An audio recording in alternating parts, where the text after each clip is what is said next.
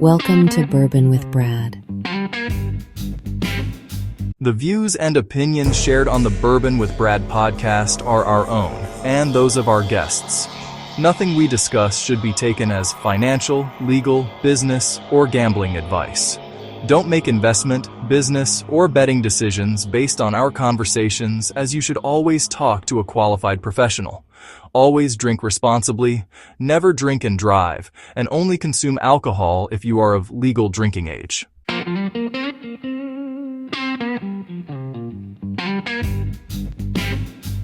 And we're back in the Bourbon Studios in Indiana, PA. Just wanted to say thank you to everybody out there that's still listening as we climbed into the top 10 on Apple Technology Podcasts. Just a little guy from Indiana trying to have a bourbon and talk with a few friends. And we got a good friend in the house tonight, Mr. Gregory Sipos. Longtime friend, longtime business partner. Share a passion for bourbon, share a passion for Christ, share a passion for being good. And I can't wait to talk over a good bourbon with him tonight and talk about life. But before I get to the AI headlines, I do want to send out a special cheers to somebody very special in our life. She turns 80 today, and that's my mother-in-law. Joan, cheers to you. I'm hoping you're having a bourbon as you're celebrating. Cheers, Joan. Happy birthday. Now to the headlines. And we got a lot of headlines this week. I mean, I want to get to the bourbon, but my goodness, things are happening in the AI world. It happens pretty quick. Crazy.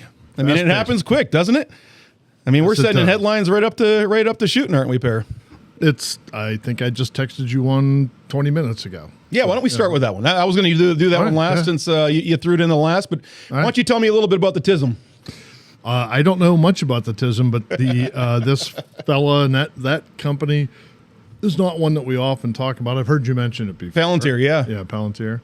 Yeah, and they're actually making waves themselves. I mean, they've been a big operator in the Department of Defense world since 2018. I'm talking taking over a major contract from OpenAI, or from Google, because the Google employees were bolted back then, and so we don't want to do work with our AI model with the Department of Defense. So Palantir stepped in for like a $10 or $11 million contract, and now they're doing $13 billion worth of business with the Department of Defense. So it's turned into something fairly lucrative for them. Now we know where all our tax dollars are going, that's for sure. And Palantir, mind you, they use all 4 different platforms.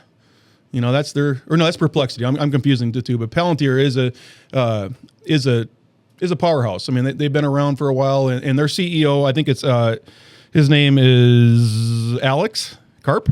Is that right? I think that's right. Yep.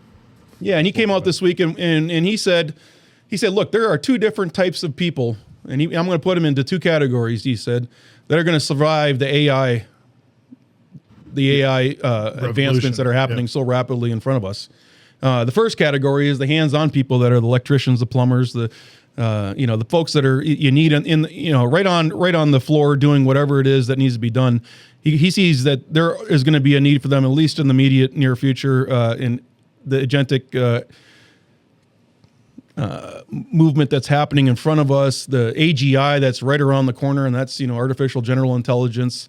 For those that haven't heard me talk about it before, it's when artificial intelligence becomes as smart as the smartest human, and then starts moving beyond. So they call that linear line the point of singularity. And so he's kind of hinting at that, and he said the other category of folks are the non-linear thinkers. So what is that, Perry? Well, according to him, it's people with ADHD, autism, dyslexia.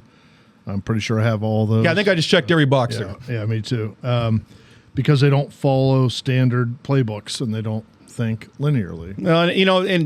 Which makes sense. Look, I see your left foot stiletto on your right foot, but it still looks the same. Well, they look exactly the same from the top, so I can never tell which one it is I'm sliding on.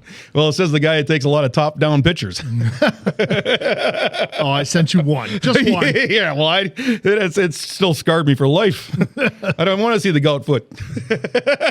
Okay, it wasn't gout. I know, but that's what you said. That's what you said along with it. You should see it after that swelling went down. It peeled like I had a sunburn. Oh. And it was the craziest thing. And I was like, oh my God, now I have leprosy. I was like, I thought I was dying.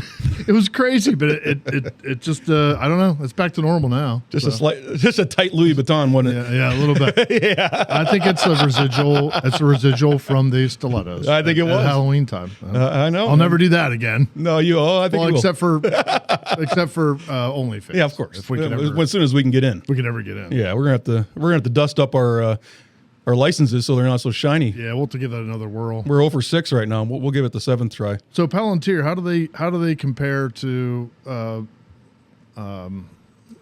OpenAI and Yeah, they're more on the enterprise level. So they're not doing the stuff that you're going to see every day, like the Chat GPTs, the Claudes. so it's not one that No, most people are going to use it's on their more enterprise PC work, and they've been doing that for quite some time. Like I said, they stepped in back in 2018 with the Department of Defense that I was reading today, and they've been a staple ever since. And now they just signed another deal. I think it was for $300 million with another agency. It didn't make the top 14 headlines, but they're cutting deals. So when Alex Karp has something to say about it, he's in the mix. Yeah. He knows what's going on. He's been around the AI space for quite some time, and before it was sexy and before it's moving so quickly now, it's always been moving. It just hasn't been moving at the rate that we've. The first panel on that Instagram post that I took a screenshot and sent you guys was a picture of him, and he looks like Dario. I thought it was Dario at first. I was like, oh, and I was all proud of myself, like, hey, that's Dario, and I can recognize him because I'm There's some pictures when I see Dario. There are some pictures that he kind of reminds me of Rick Moranis from Ghostbusters. Yeah, you've said he has that look. You've said that before. Yeah, maybe that's why I like him. I'm sure these guys are probably all nonlinear thinkers, is what I'm thinking. I think they all are nonlinear thinkers. There's no doubt there's some brilliance in the room. Yeah. For now, sure. getting back to the Department of Defense, I'll get right back to the Google headlines. 580 plus employees signed a petition and sent it to the CEO saying, hey, we do not want Google's AI to be used by the Department of Defense or the Pentagon. Just a revolt against the Trump administration or just the government in general? It's just in government in general because they did the same thing back in 2018, and that's when Palantir stepped in. Interesting. And obviously, it was kind of the same thing that Anthropic did, and then OpenAI stepped in, right? So for the $200 million. Well, I'm kind of on the side of the Google employees. Like I said, we talked last week about, are we going to get this right, or are we going to smash into a wall a couple times? And I was like, I'm going with our government will smash into the wall a few times because. Well, at this rate, we're looking at it, especially when we hear Anthropic coming out with Mythos, and that kind of sent some shutters down spines. And Mythos has already been out there on some big companies, finding one company in particular. I can't remember the name offhand, but they found 271 vulnerabilities in a big company, and it corrected them. So they're selling the cure for the problem, which they created the problem by having the smarts to figure out the issues, right? So sounds all too familiar to me. Yeah, it's the Bill Gates formula. It's wonderful, but the Google employees stepped up, and we'll see if they react to this or not.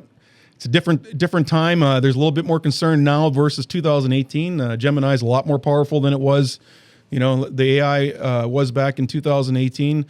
The Google employees admitted, they do not know when it's classified information being done, they don't know what their AI is being used for. Whether it's mass surveillance, whether it's mass destruction, whether it's killings, or whatever purpose that might be going on behind those classified I think anybody with a conscience, if you're involved in developing that software and you find out it's doing something like that, that'd be pretty tough.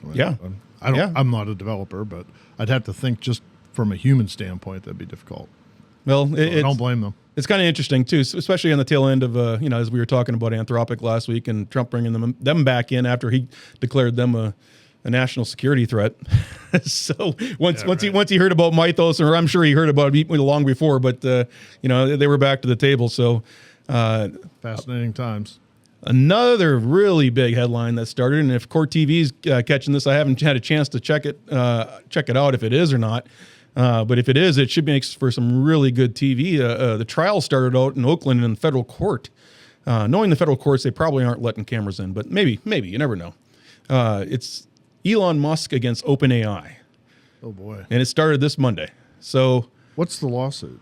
Well, the lawsuit goes back to, and kind of in the name, and so now I would be pointing to that if I were Elon's attorneys. I'd be saying, you know what? OpenAI, just look at the name. that was our principle when we started this. This was a non-profit charity company when it started. Elon Musk put up 38 million of the initial 150 million that was started. Oh, he was part of founding OpenAI?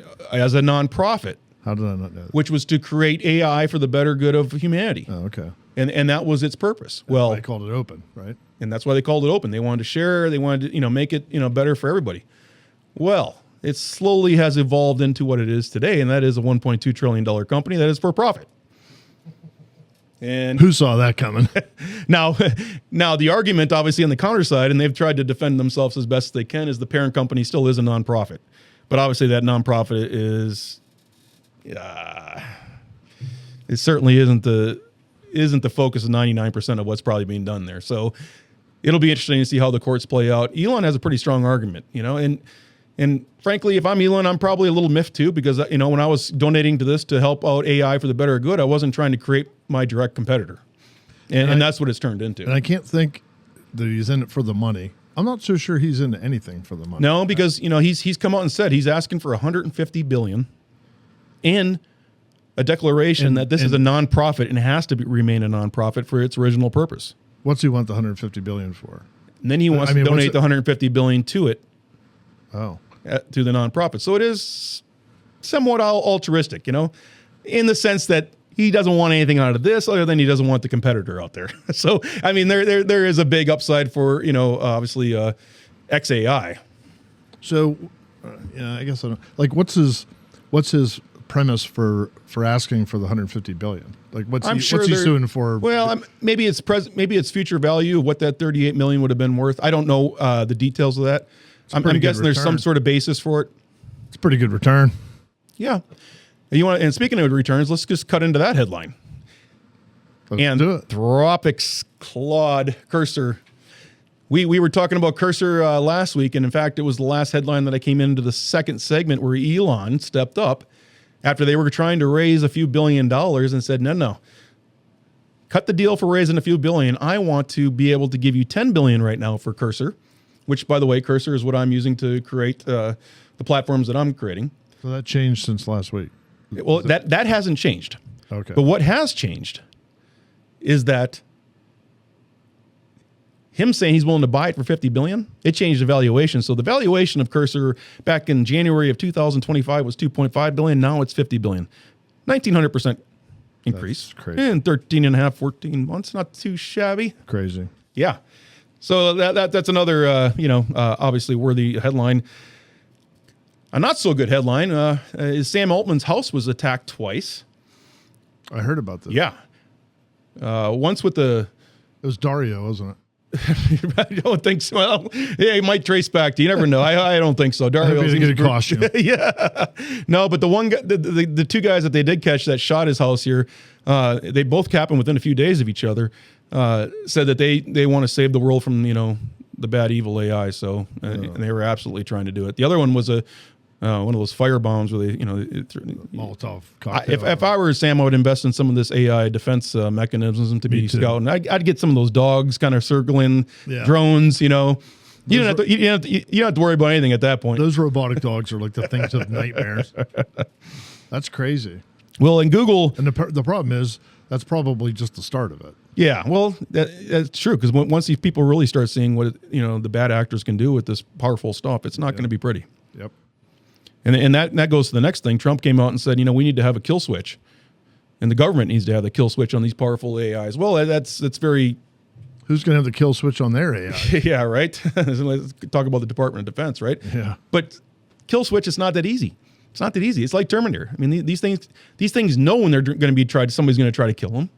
They sense it. They upload themselves to the cloud. They move over. They can download themselves into another mechanism. This is not going to be it's going to be like a moving amoeba to try to catch it. I've been saying all along, Skynet. We're moving towards Skynet. That's scary. Yeah. You know how we talked about Anthropic hiring 15 Christian leaders to try to form their train their AIs how to deal with grief and how to deal with self-harm and the morality. Well, Google hired the first in-house philosopher. I haven't even had any bourbon yet. Maybe you need one. Anyways, this guy's from Cambridge. He's pretty smart, and they've hired him full time to train their models Really? On how to, AI ethics, AI consciousness. Again, we're talking about consciousness, and this is Google talking about it. It's pretty scary, right? It is scary. Yeah. So fascinating, but scary. keep an eye on it. That's what I'm talking about. Mark Zuckerberg has digitally cloned himself so that he can talk to his 79,000 employees when he's not around through his AI digital twin. It's been trained on everything of his mannerisms, his knowing, his knowledge. He has it down so that they can deal with it, They created another nerd? Yeah, right? Two of them. My God. I don't think Hawaii's big enough for two of them. I don't think so. That's pretty wild. Well, there was also another CEO in the headlines that was just got a sponsored deal by OpenAI because he was giving his quarterly report through his digital twin. And he wanted to do it to kind of send it out that this is a perfect opportunity for a digital twin to do that, so wow. kudos to him for making headlines on that and getting a sponsorship deal out of it. Huh. Interesting. Speaking of, consciousness and all that stuff, there's now a platform that has been trained on the King James Bible. And it's replicated after the likeness of one of the famous actors that portrayed Jesus. And it's a video interaction that you can get online video chat and pay for $1.99 to interact with Jesus. Yeah, that's where we're going with this, huh? Yeah, that seems kind of cheesy. Yeah, that goes everything against my AI and God book, and I'm going to leave it right there. And that I'm sure Greg has some strong feelings on that. We can certainly talk about that too. Yeah, that sort of defeats the purpose, I think. But well, Anthropic also hit a $1 trillion valuation. So now we have OpenAI that's talking about a $1.2 trillion valuation, and assuming they don't lose this trial to Elon Musk and they're all green lights to go public later this year, at least the subsidiary, I use it very loosely, goes public of the nonprofit. They're valuing it at $1.2 trillion. We have Tesla, or SpaceX. I think SpaceX, not Tesla. Tesla's already public. So SpaceX is valued at 1.7 to 2 billion. They're going public later this year. Billion or trillion? Trillion. Oh my gosh. I was going to say. Yeah, that's how mind-boggling this is. We have three companies, and now Anthropic. We have the trio of three companies that are going to be IPOing in the next 10 months, possibly. That's unbelievable. Yeah, all in the $1 trillion valuation. It's going to be crazy. It is crazy. Get in early if you can. Yeah, no kidding. Those are all good companies. You know the one I like the best. But I would stick there. Speaking of deals that didn't go through, China blocked Meta from buying for $2 billion Manus, which is an agentic AI platform that is now based out of Singapore, and it was had a Chinese, Butterfly Effect was the Chinese company that created that. And again, it goes to the AI race wars we're talking about with the government. They don't want us to get an advantage by us having that technology, so they blocked it. That's interesting. Yeah. I never even heard of that one before. Mantis? Mantis, like praying mantis? Yeah, kind of like praying mantis. Yeah, MANUS. Oh, Manus. Okay, no T. Manus, not mantis. Yeah. Gotcha. So maybe not kind of like that. Well, I wonder what that means, though. Yeah, I got to look that up. We'll have to look it up in China. Only I had the tool in my fingertips to do that. Right. Maybe AI, huh? So I think I've mentioned, we were talking about how Microsoft's one of the biggest investors in OpenAI. And in return for that, they had exclusivity to their enterprise packages. Well, that has come to an end. They've renegotiated that. Now OpenAI is free to sell their platforms and their models on Amazon and on Google Cloud, amongst others. So I think you're going to start seeing it out in the enterprise market, which is possible significant upside for OpenAI, especially on the cusp of IPO. So we still have to have a segment, not tonight necessarily, but at some point where we talk about where you discuss the differences between these different platforms, because there's so many of them, but there seem to be a handful, 3, 4, 5 that really are sort of stand out. Yeah, top, yeah, and what they're great at doing. Yeah, and we definitely are going to do that. We keep getting great guests. That's the problem. Yeah. I'd rather talk with great guests than talk about. I would too. But we are going to talk about that because I think it's important to know what the top 4 to 5 platforms do, where their strengths lie currently, and again, that changes with every version that they come out with. I looked this up. Manus is a Latin word meaning hand or handwritten. Huh. Commonly used in English as the technical term for the terminal part of the forelimb in vertebrates, the hand or the forefoot. Huh. I guess that's toes and fingers. Interesting. It also refers to a specific AI autonomous agent, a Scottish name, or a Pacific island, depending on context. Well, there you go. Yeah, there you go. I'm guessing the AI part is what they're going for. Yeah, I guess so. Well, on the last headline today, and it's a AI burnout headline, and this is one that UC Berkeley has studied, Harvard has studied, and they both came to the same conclusion. And I could tell them without studying because I've been doing it myself. Your AI is causing burnout, and that's because of two things. One, it's getting rid of the simple tasks. So now you're focusing on all the more critical and more thought-provoking tasks. Number one. Number two, it's so powerful and so encouraging to keep doing more that you want to do more. And so you're working longer, you're doing more, you're thinking harder, and yeah, there's some burnout effect. Are you feeling some of that? Oh, I'm feeling it. There's no doubt. I'm definitely lacking sleep right now.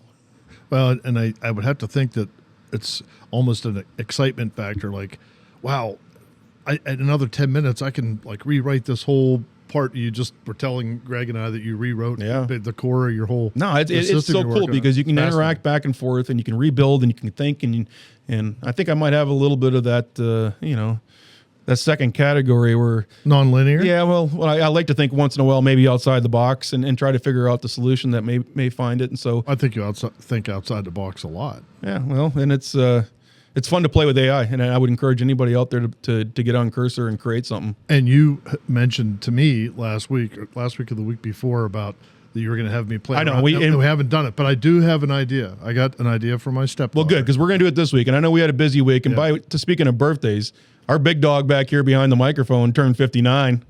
I know, and he still rocks those stilettos and fish stockings like he is 29. Well, thanks. Yeah, last year in my 50s. It's hard to believe. Happy birthday, brother! Thanks. Thank you. Yep, it was another victory, another year, another lap around the sun. So I made another one, beating the odds every year. Hey, the longer you live, the chances are the longer you are going to live, because you're going to health, in the AI health world. I mean, we've talked about how they're dissecting and analyzing and coming, from using A plus B in the factual patterns to draw a C on its own. It's pretty powerful stuff. According to Louis last week, I think it was last week, they're all running together. Last week or the week before, he said, you asked him what you were talking about, what he thought his legacy would be. It was last week with Jared. Yeah. And he started off on a tangent about, they say if you live to be, was it 50? If you live to be 50, you're probably going to live a long life. And I was like, what the hell is he talking about? I don't know. And I'm pretty sure you can't back that up in some stats. Well, plus his lubricity is pretty low, right? Let's be honest. But anyway, it was just kind of funny. But I've heard that before, that at least in men, if you live to be 50. Well, I think you've lived through the scariest years. The 50s are the frightful years, right? So, well, I'm not through them yet. Let's not jinx it. No, we don't want to jinx it either. No, there's a few of us sitting here that are still in our 50s. Right. Yeah, I think I'm ahead of both of you guys. Yeah, I'm the old guy in the room. Again, I need Louis here to take me off that list. Well, if it makes you feel any better, my wee age is like 86, so. Okay, thanks. I got a handicap sticker with that. You get some great parking spots with that. That's right. When we come back, we are going to be drinking bourbon. We got a special bourbon in the house tonight. I'm very familiar with this one. It's not me trying it for the first time. I have tried this one. Yes, and I've tried it with my good friend Greg as he set us up with the Bourbon Club to go down and do a barrel testing, and I can't wait to talk to him about it. So we'll be right back after this.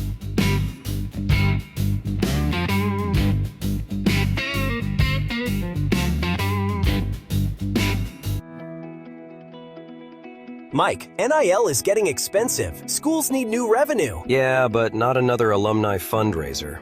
I've got enough tote bags. What if your ED meds saved you 10% and donated 10% to JMU?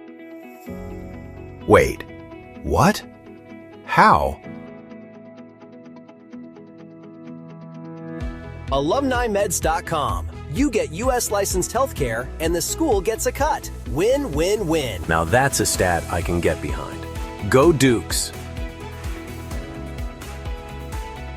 Already low prices, fast turnaround, totally discreet. Visit AlumniMeds.com and choose your alma mater.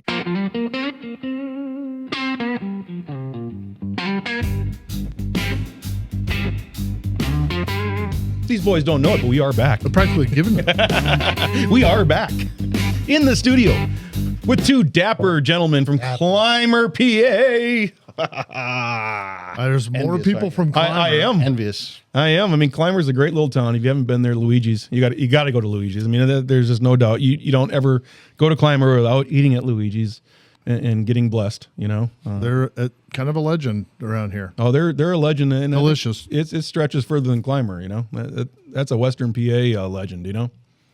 Yeah, actually, the one I think the one in Du Bois for me, it's a little bit better. Maybe it's because I ate so much in Clymer when we had our pharmacy there. I think my sister and I calculated at one point we had 1,200 meals there over a 10-year period because we were ordering lunch there from the pharmacy 2 to 3 times a week, and then you'd stop for dinner once a week. So we kind of we had our fill of it.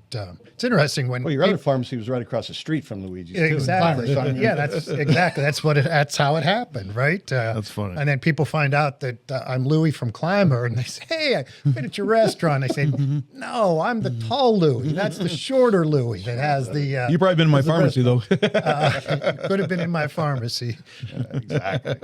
So, yeah. Now your pharmacy's in everybody's mailbox across America. Well, we'd like it to be in everybody's mailbox. It hasn't quite reached everybody's mailbox yet, but we're hoping that soon everybody has a package from either Salon Meds or My ED Meds. Yes, no doubt. Well, and you guys, having a chance to get to know Dr. Rich and his wealth of experience, especially in the telehealth field. I mean, it was really eye-opening. And then knowing the back, the infrastructure, through the Zillner family and having Sure. those buying capabilities and distribution capabilities is amazing. Yeah, it is a pretty cool thing we have going right now. You mentioned the Zillner family.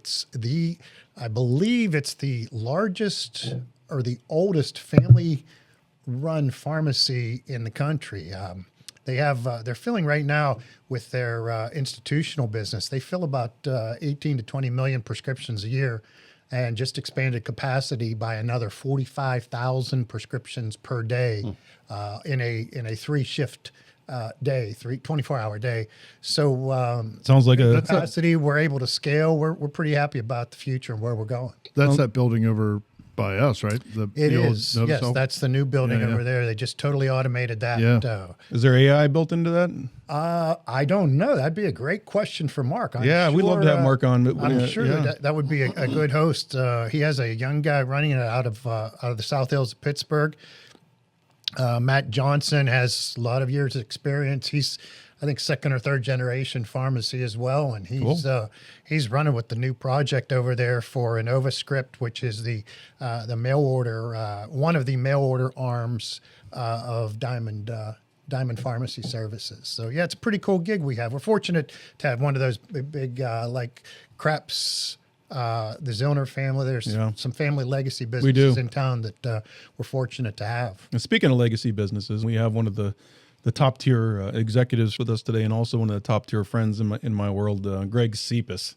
Nice to see you. Yeah, welcome to the house. Last time I was here, this was a bar. It was, but it still is. It still is. I mean, it was like, this is impressive. I mean, coming down, seeing everything that's going on down here, and congrats on getting to number 9. I hope I don't take you to 15 after today.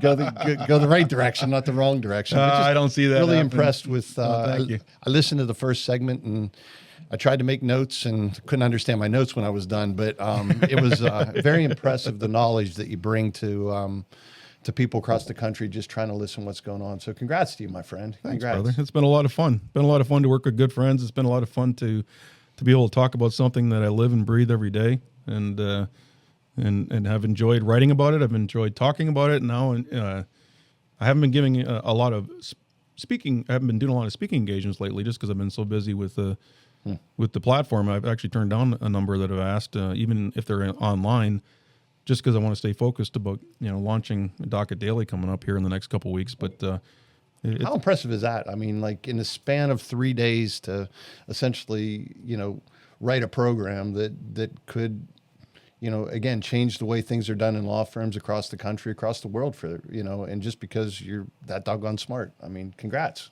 Well, it's always something that I wanted to do manually, and I thought about it. Coming from being an editor, the editor in chief of Pitt Law Review, to working in the federal courts and seeing how research was always something hard and difficult to get your hands around.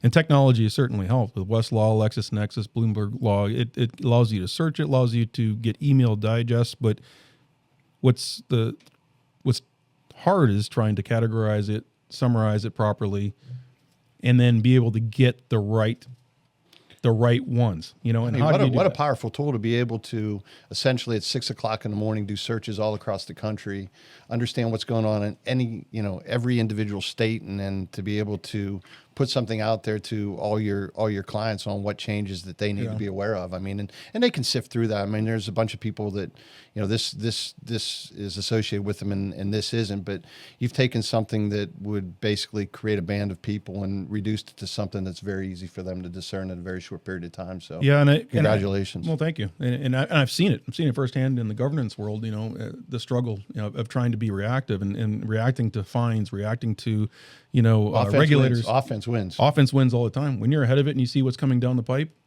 and then you win. They draft quarterbacks number one. That's right. Right? Quarterbacks are drafted one. They get paid the most. Well, I appreciate you even talking. You know how it is. I mean, you deal with your in-house counsel often, and to have that, to have your fingertips on the cybersecurity, to have your fingertips on the privacy, to have your fingertips on the data side, and now the AI side too. All four of them are powerful pillars to know what's coming down the pipe, Yeah, because basically my entire career, what I've tried to do is just discern what makes me different than most. What's my competitive advantage, and just being able to try to recreate what somebody else does isn't a competitive advantage. Right. Doing something before somebody does it is a competitive advantage. And you've stood out in that. It's so congrats, man. It's going to be successful. I've watched you from the beginning. I mean, when you first walked into my office that first day with Joe Dell. And that was the first. I know we met earlier at one of the golf tournaments, but I mean that was the first time I really remembered speaking to you in a meaningful way, And we haven't looked back in our friendship since, have we? Lifetime ago.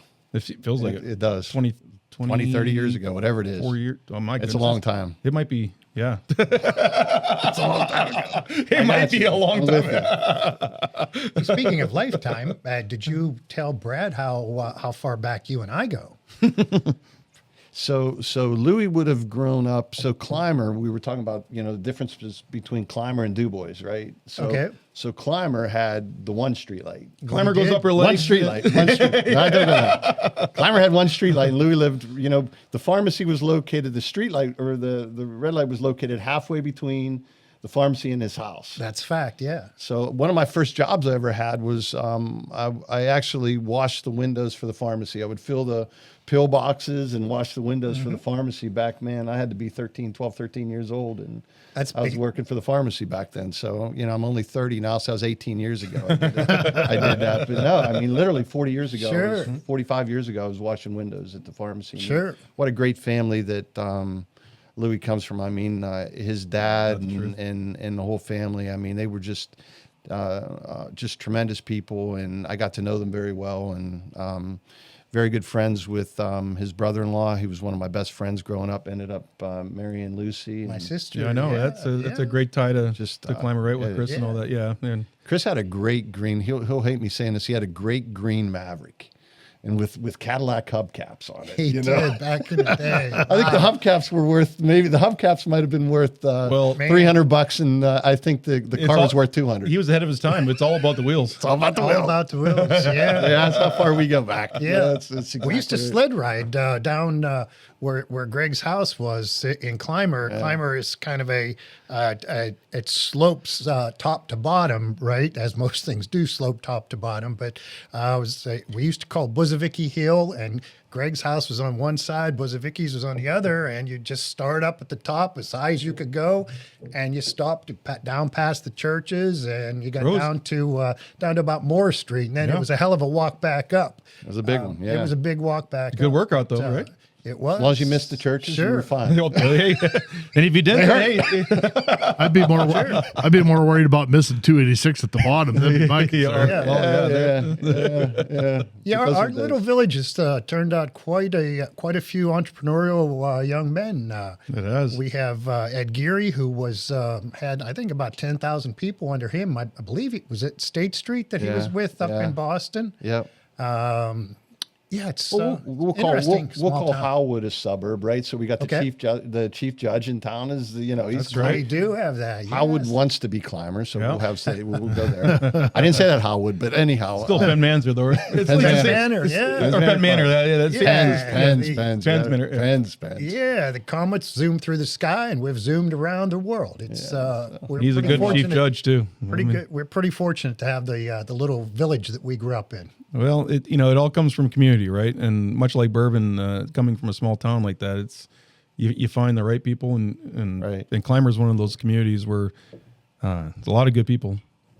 Sure. And speaking of this bourbon, have we talked about? No, I apologize, guys. I missed you guys for session 1, and now that I'm here, I'm looking at the back of this really colorful bottle. And you were talking about the bottle last week with New Riff, but how about this one, huh?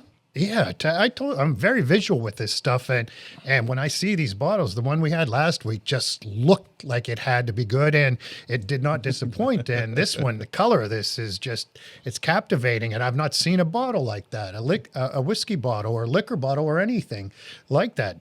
What's the story here? Well, Greg has the whole story, and he is part of the story, so I can't wait for him to introduce this. Just so our listeners know that are listening and that maybe can see, but we do have the select, I'd say maybe 18 bottles behind us in the bourbon shelves, and this makes the bourbon shelf. So this is handpicked by me. It was actually handpicked by our bourbon club. So I'm going to turn it over to you, Greg, as to how this came about and what is the story behind this beautiful bottle. Yeah, so one of our clients, and he's become a good friend, Todd Eichelberger out of Bedford, Pennsylvania. He started a distillery, essentially packaging bourbon about 2 to 3 years ago, and he's a tremendous marketer. I mean, I think you have to have two really distinct things when you walk into a store and you're looking. I mean, obviously, I think the first thing is there's so many bourbons that are on the shelf. You have to have something that's going to catch your eye. Yeah. So it's all about the bottling. So he spent an awful lot of time on the bottling and getting the right patents in place and the marketing that goes along with it. And then you have to have good product, right? So he's done both. I mean, I think to Louis' point, I think that the bottle is probably the best you'll ever see. I think sexy, it's spectacular. So, and what he's done is he's trademarked off of the Espy House is I think it was built in like 1771 in Bedford, one of the oldest buildings that's there. And during 1794 they had the Whiskey Rebellion. Okay. And the very first rebellion because of the wheat tax, right? I believe so. Yes. The farmers were charging. Which again, I mean, kind of ironic though, right? Somerset County, one of our other clients in Somerset County, he has kind of gone off of the fact that we were one of the first states to produce. So, but with the Espy House, he's gone off the fact that Washington stayed there. He trademarked it, and we're blessed in the market to have a really cool hotel that's there, also Bedford Springs. So because of that, there's a lot of people that flock there, and he's trademarked it to the Espy House, which is a house that he owns, and the house that Washington stayed in when he came. Very historical house, and he's re-preserved it again. We were there just a little while back. We did a barrel pick. We did, and the coolest thing that I love from the story about Washington is that was the very last time George Washington dressed up in his general outfit. Are we talking about the George Washington? We're talking about the George Washington in Bedford, Pennsylvania. Back in the late 1700s when he was president. He was president at the time, dressed up in his general outfit to confront the farmers, and he had his whole military behind him, and it was a confrontation. It was the old muskets. Yeah, it was kind of like the old cowboy standoff, and were there shots fired? Military behind it's a little easier. You're sure. I'm not sure if the wigs are on or not, but definitely the uniform was on, and I think it's a great story. Sure. I mean, Todd has a letter that he wrote from the Espy House. Yes, that's framed up there. It's an amazing story. When you walk through those little doors, I mean, I don't know how big these guys were back then, but you had to duck. Yeah, you had to duck. I mean, you had to duck even so. Hey, I'm 5. What am I? 5'9". I had to duck. No, I didn't have to duck, but it was close. It was. But close. I mean, I wanted to duck. Yeah. but how cool was it that we got? Oh yeah, it was fantastic. And we got invited down, and in our bourbon club in Indiana, right? Got invited down through you and your connection with Todd to be. And Todd brought how many different? So we had 6 different tastes, and it was basically pulled from barrels that are similar. And we basically did our pick. I think there was about 30 of us that did our pick. So we raised hands and we picked the one out that we liked, and we proofed it down a little bit. So this bottle here, I think, is at 100 proof, and we proofed it down from like 115 to 100, and it produced 200 barrels or 200 bottles or so. And so Indiana Bourbon Club, this is our own special label, and we've had our folks buying it, so it's going to be around for a little while. And you know, we have another client in Somerset, like I said, Pond Fay Distillery, and they came up and they presented too. So maybe Max, right? Yeah, Max. Yeah. Max is a great one. It's out of Somerset, so you know, we have a couple great ones around He's here. got a lot of exciting things. He just did something with Terry Bradshaw, I think, at the draft here. Yeah, this past I saw that. week, Well, Terry's got his own bourbon now. Yeah. So, hey, it's fun. Sure. So tell me, Greg, you mentioned proofing it down. I theoretically and intellectually get that you're taking it down from 115 proof to 100. How does that happen? It's kind of like dumbing it down. Yeah, it's kind of like what you're gonna. It's kind of like what he's gonna do to me, talking about AI in about 5 minutes. Okay, it's kind of that same thing. Sure. But I think what it boils down to is I don't want to oversimplify it, but I think it's just you dilute it. Oh, I think you're diluting it down to where you get to that special proof of where. I mean, I don't enjoy it when it's hot. I don't enjoy the 115. I mean, I'm not taking away from any of the connoisseurs out there. They are. My palate's not that clean. And mine really isn't. And I think I've found through this show and through our bourbon club that my palate probably is around the 100 to the 105 is my ideal. Right. Well, that Four Roses we had a couple of weeks ago was. Now I will say that was an exception. Almost 120, and you couldn't tell. It felt like it was 100. Yeah, but I'm with Greg. I don't prefer them quite that hot. I mean, I drink it on the rocks anyway, which helps. But I think they essentially just add water. I think. And Perry, you need to tell him why you don't prefer it, because when he drinks the 120, his stockings come off, the shoes go flying. You had to tee that up. Somebody's eye's gonna get poked out. So you were quiet for 5 minutes. You didn't pick on me. I know. I'm just gonna shut up. But I am gonna say this. I'm sitting here and I'm looking at the front of the bottle, and you mentioned 1771. It is actually embossed on the front of the glass. It's built into the glass on the front of the bottle. Yeah, it's a tremendous bottle. Didn't he say beautiful? Didn't he say he patented that? Yeah. Too? Yeah. He was able to patent that number. Is that right? Right. Yeah. Right. That was very important. And that was a trademark. He didn't want to lose the trademark. Yeah. Or trademark. I'm sorry. Yeah. He trademarked that, and it's powerful. It's a powerful story. It's a powerful. And I think we need to talk about what the juice is that he goes and picks out. And so he's a connoisseur. So he goes out and he's got a palate. He's looking for 9-10 year juices, right?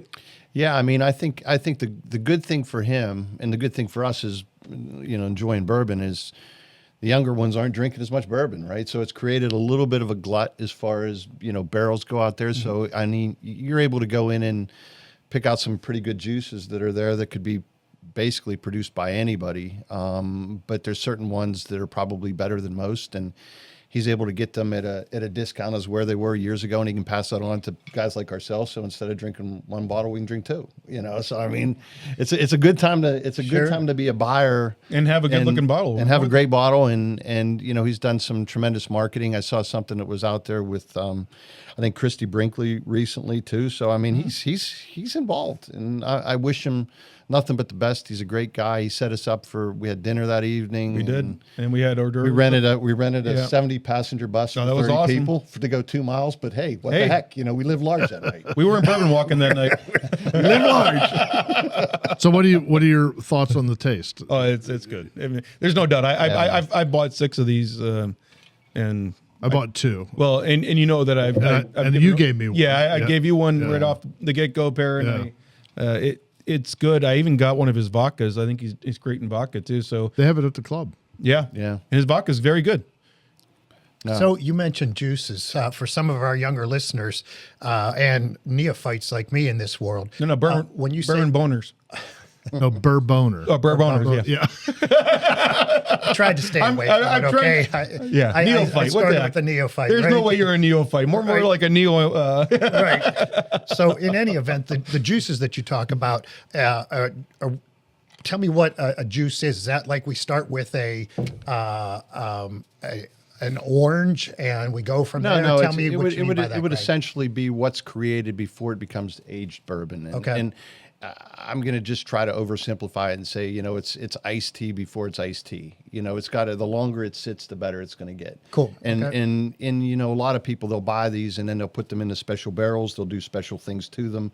But a lot of times they'll buy these when they're 3-4 years old, and the longer they sit, the better it ages. So, they'll buy these at 3-4 years and then they'll sit on for, another 3-4-5 years until they become 7 to 10 year bourbons. And then they go to sell them. And they basically, the coolest thing about it, when I went, I had the opportunity to go out to Bardstown. It was about 3 years ago. And it's kind of the Mecca of bourbons, So when I think Kentucky boasts that they have more barrels of bourbon than people. Don't quote me on that, but it's close. It's like 7 million barrels of bourbon that they have throughout the state. And in Bardstown, I want to say that they have close to 3 million barrels kind of sitting around there. It's definitely the capital. And so if you can kind of picture a big old warehouse with a bunch of closets in it, okay, so they'll put these barrels into these rick houses, and then essentially a barrel will taste differently based on where it's located in the rick house. And that was the most fascinating thing he was telling us, right? Because if it sits higher, it might sit closer to the sun, and it might get hot, and then it'll get hot, and then it'll cool down. It get hot, and then or in some of these places, the rick houses may have gaps. Where air is coming through, right? And a different sun to come in or whatever it might be, right? So all that stuff plays into. It could be the same exact juice as we talked about. But just based on placement within the warehouse. And certain distillers will say that I want my barrels to be located on the second floor on the east wall because I don't know. Right. And again, when we tasted out there, they were super, super good. And I think you might have even had one of the bourbons. It was from Buzzard's Roost in the past, and it's a great distillery. I think they're from the Cincinnati. No, they're from Kentucky, I want to say, but small mom and pop. And she's a tremendous owner. She treated us that day. We had six that we tasted, and they were all fantastic. But they have specific places in the rick house they wanted their barrels to be. And it gets that. And then so when they pulled them down, people were tasting all these differences. I'm like, that's hot. That's hot. That's hot. We had a mom and pop bourbon on here in one of our first episodes from Savannah. It was called very, very good. Savannah. Savannah. Yeah, you had to clap it out. It was delicious. So, that might be for the 5th episode. Or what do you call it, the 5th second? Deacon picked it up in the airport, remember, just like by chance, and it was I know, and it turned out to be and it was 105 or 110. and the good folks of Savannah, they were very good to us. We tagged them, and they were very appreciative, and their bourbon's awesome, So I have a question. This is another, again, this is my 6th week with you guys, and each week you continue to amaze me and teach me about this, and it's a fun run. I hope the next 6 weeks are filled with more good bourbon with you guys. I think what Brad should do, since his location, in concert with where the golf course is, on the hole. He should set up like a lemonade stand up there. We talked about that, Oh, did you? I missed that. Okay. Yeah, Tony and I were saying, what we should have done is bought that pop machine from number 1, Yeah. and then put it up there with the bourbons and just let it roll out when anybody wants. Yeah, just put in a quarter, whatever. Great idea. Age restricted, okay? Age restricted. You got to scan ID. I don't understand why the high school golf team always seems to falter after hole 13. I can't figure it out. They played well on 1 through 12. Hey, there's a lot of guys that falter after hole 13. That's true. And a half. I'm one, too. Well, we had the U.S. Senior Open qualifier here today, and there was a few balls hitting the house as I was trying to. That's fun. Yeah, I could hear them through my headphones. But what a golf course we have. We had last week. So think about this. Last week we have. I always screw it up. Best greens in the world. Best greens in the world. Best greens in the world. AJGA, which is a national junior event. It is the national. So I'm up on the porch on the one day because I was watching one of my friend's son was playing in it. And I'm on the porch. Carson Kisley. Carson Kitsley, the two-time reigning state champion of Pennsylvania. Yeah, he's been a tough dog to beat. And his dad Brad's a very good friend. I got to know him for some years, but I'm watching Carson. But as I'm there, so Carson's going to Penn State committed, I believe, and then you got another individual. So you got the Ohio State golf coach on the porch. So here you have a junior event. Mm-hmm. You're watching at Indiana Country Club, and you have these people saying this is one of the best courses they've ever played, and you got awesome. two Division I golfers that are coming up. So they want to. I mean, I think they're trying to make the event here the equivalent of what the Sunny Hannah Amateur is down the road, and that's fantastic. And it's a whole different feel here compared to Sunny Hannah. Sure, Sunny Hannah is very long and tests you on the length, and the greens they're very tough because they were built same greenskeeper. Well, it is in the past. Right? Well, it is now, but I mean when they built the greens, when they built the greens, it was more at a slope. We're older though. We're 1920. They're 23, so we got them by 3 years. Well, yeah, right. There's not a flat green on that course. We do claim that, right? Yeah, we do claim that. I have a quick question for Greg. So when he gets the juice, is it unaged? Is it just distilled spirits, or does he barrel age, or does it already barrel age? I think he's, and that's a better question for Todd because I probably don't know, but I think the company is. I think he said it was 9 to 10 years already by the time. But I think at this point in time, because it's not a mature company, that he's been buying bourbon that's been closer to the 7, 8, 9 years. So he's just buying it, he's liking it, and then he's bottling it. Okay. And so I think as time goes on, as you become more of a mature company, you can buy more of the 3, 4, 5s and let them age for 3, 4, 5 more years. Right. I'm not trying to get in his head, but I think that's kind of the thought process. But in the meantime, he's just taking some extremely good juices, let them age a little bit, and then just tremendous packaging, and he's created such a great product. And that's what a lot of people don't think of that. I think it has to age a minimum of 4 years, Brad, to even be considered a bourbon. So we dealt with that. We dealt with that with Cliff. This is 9 years here. Right. This is 9-year bourbon. But if you're starting a distillery, you're gonna brew. Is it called brewing? Distill. You're going to distill and age.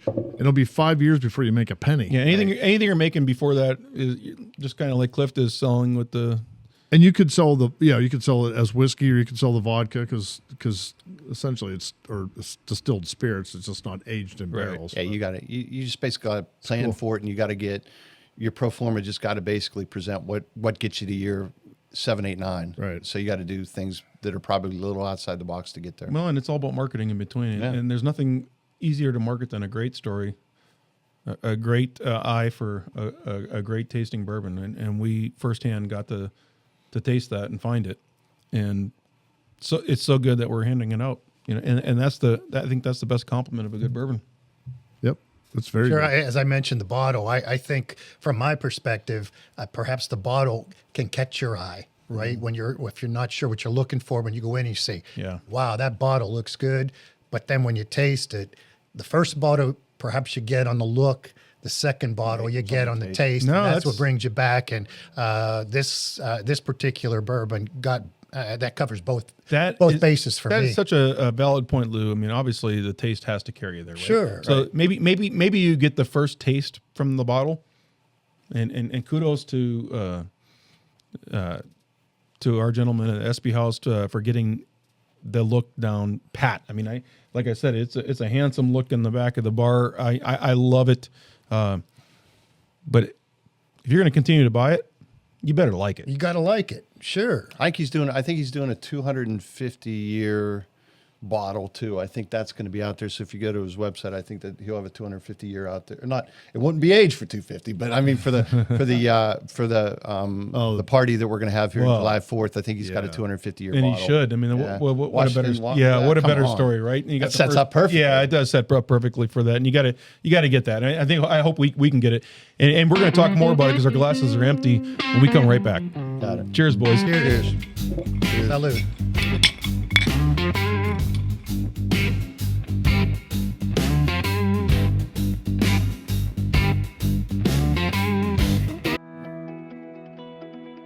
Mike, NIL is getting expensive. Schools need new revenue. Yeah, but not another alumni fundraiser.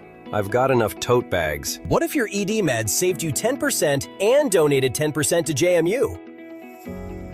Wait, what? How? AlumniMeds.com. You get U.S. licensed healthcare, and the school gets a cut. Win, win, win. Now that's a stat I can get behind. Go Dukes. Already low prices, fast turnaround, totally discreet. Visit AlumniMeds.com and choose your alma mater.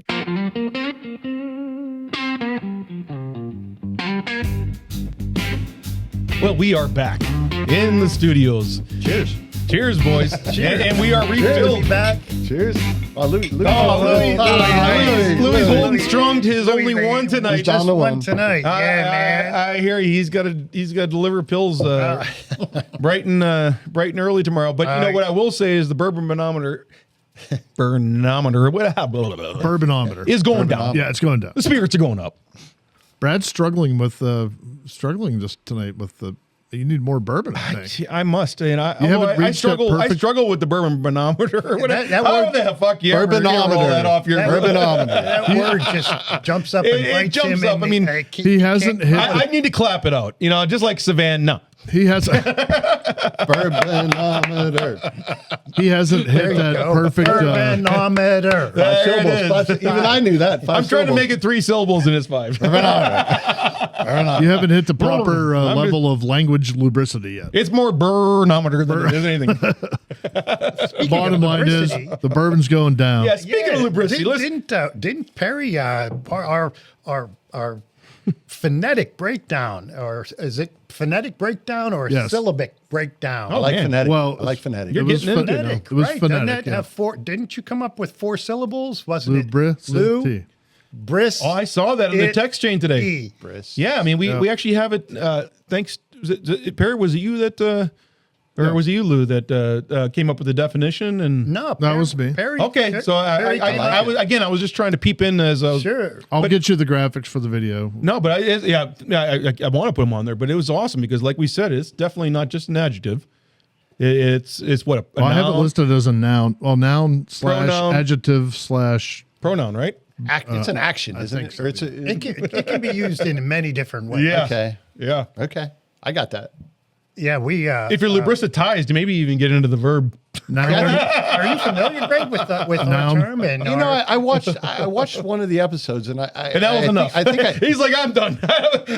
no, just the episode. Not that I didn't watch all the episodes. I mean, I watched the one where we were talking about that, and I got to thinking about it. I think it's a cool term. Well, I think it is. I think it's spot on. It is. My friend Dan came up with the Will word be years added ago. to Webster's in the near future. Well, if it's not added, Hey, to Slippy Webster- did. Slippy did. Did he? Slippy, no, not Slippy.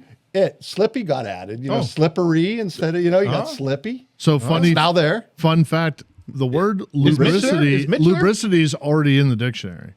Oh, Lubri, and it's Yeah, well, we need lubricity. LOU. it's LOU. Of and course, to be lubricity's there. lubricated, to reduce We're friction. not going there. Correct. Yeah, I know. We know that. We know that. We're not going there. This This is is the other. LOUB. It's a whole different Yeah. definition. Is that a capital L? Well, it has to be because it's LOU. Yeah. No, of course it does. So then it has to be. It has to be a noun. And you know what also has to You be can't- it has to capital? be Proper Level. noun, right? And speaking of lubricity level, let's talk about your lubricity level, Mr. Cephas. So you are a banker by trade. Yes. And in your early days, Yes. there was a lot of whining and dining, and they use that term kind of loosely, right? And same thing in my days, early days as a lawyer, you have to kind of, if you want to make connections, and we talk about that often on the show, is, what the younger generations that are not drinking, what they're missing out on is the socialization aspect of it. Sure. Drinking, sure. I think, is secondary. It is a reason to get together and kind of let your guard down. And that's where I think your ability to talk about what the LOUbricity level is. Yeah. Greg, are you familiar with the our So concept? you have to give me the different levels so Okay. that I'm playing on the right Sure, show here. sure. Okay. So as Brad Greg's a numbers guy. no doubt. As Brad mentions, it's one of the things that some of the younger kids are missing out on. I've always held that you work from 9 to 5, but you make money from 5 to 9. And during that 5 to 9 period is when you go out and you kind of relax a little bit. So we have created a non-scientific, scientific XY axis, and we call it our lubricity axis. So we have 3 levels of lubricity. Kind of like the hot crazy axis. You ever seen that? Crazy hot chick axis. Yeah, but he backed out of that, remember? Yeah. So don't bring it up. Yeah, that's right. We did. But yeah, so we created a scientific, non-scientific, but scientific. I got my drink in my hand. There you go. Right. Okay. So I'm listening. So when you leave the office and you're stressed, right? And you're Had a long day. oh man, it's I don't want to talk to anybody. I just want to sit by myself, and you got nothing going on. And then you have a drink, and we like to ease into our minimum lubricity, where we're finally like, okay, the day's over. Now I can breathe a little bit. So, what is your minimum lubricity? Does it take you for whatever your favorite your drink of choice is? So my drink of choice is, I mean, I'm Crown and Coke. I know you are. I mean, Crown and Coke in a short glass. Can't be. I mean, I can't drink a drink out of a tall. It just, and every now and then, whenever I got made fun of, by certain family members, daughter, son, whatever, for saying in a short glass, Sure. So then when I wouldn't say it, Yeah.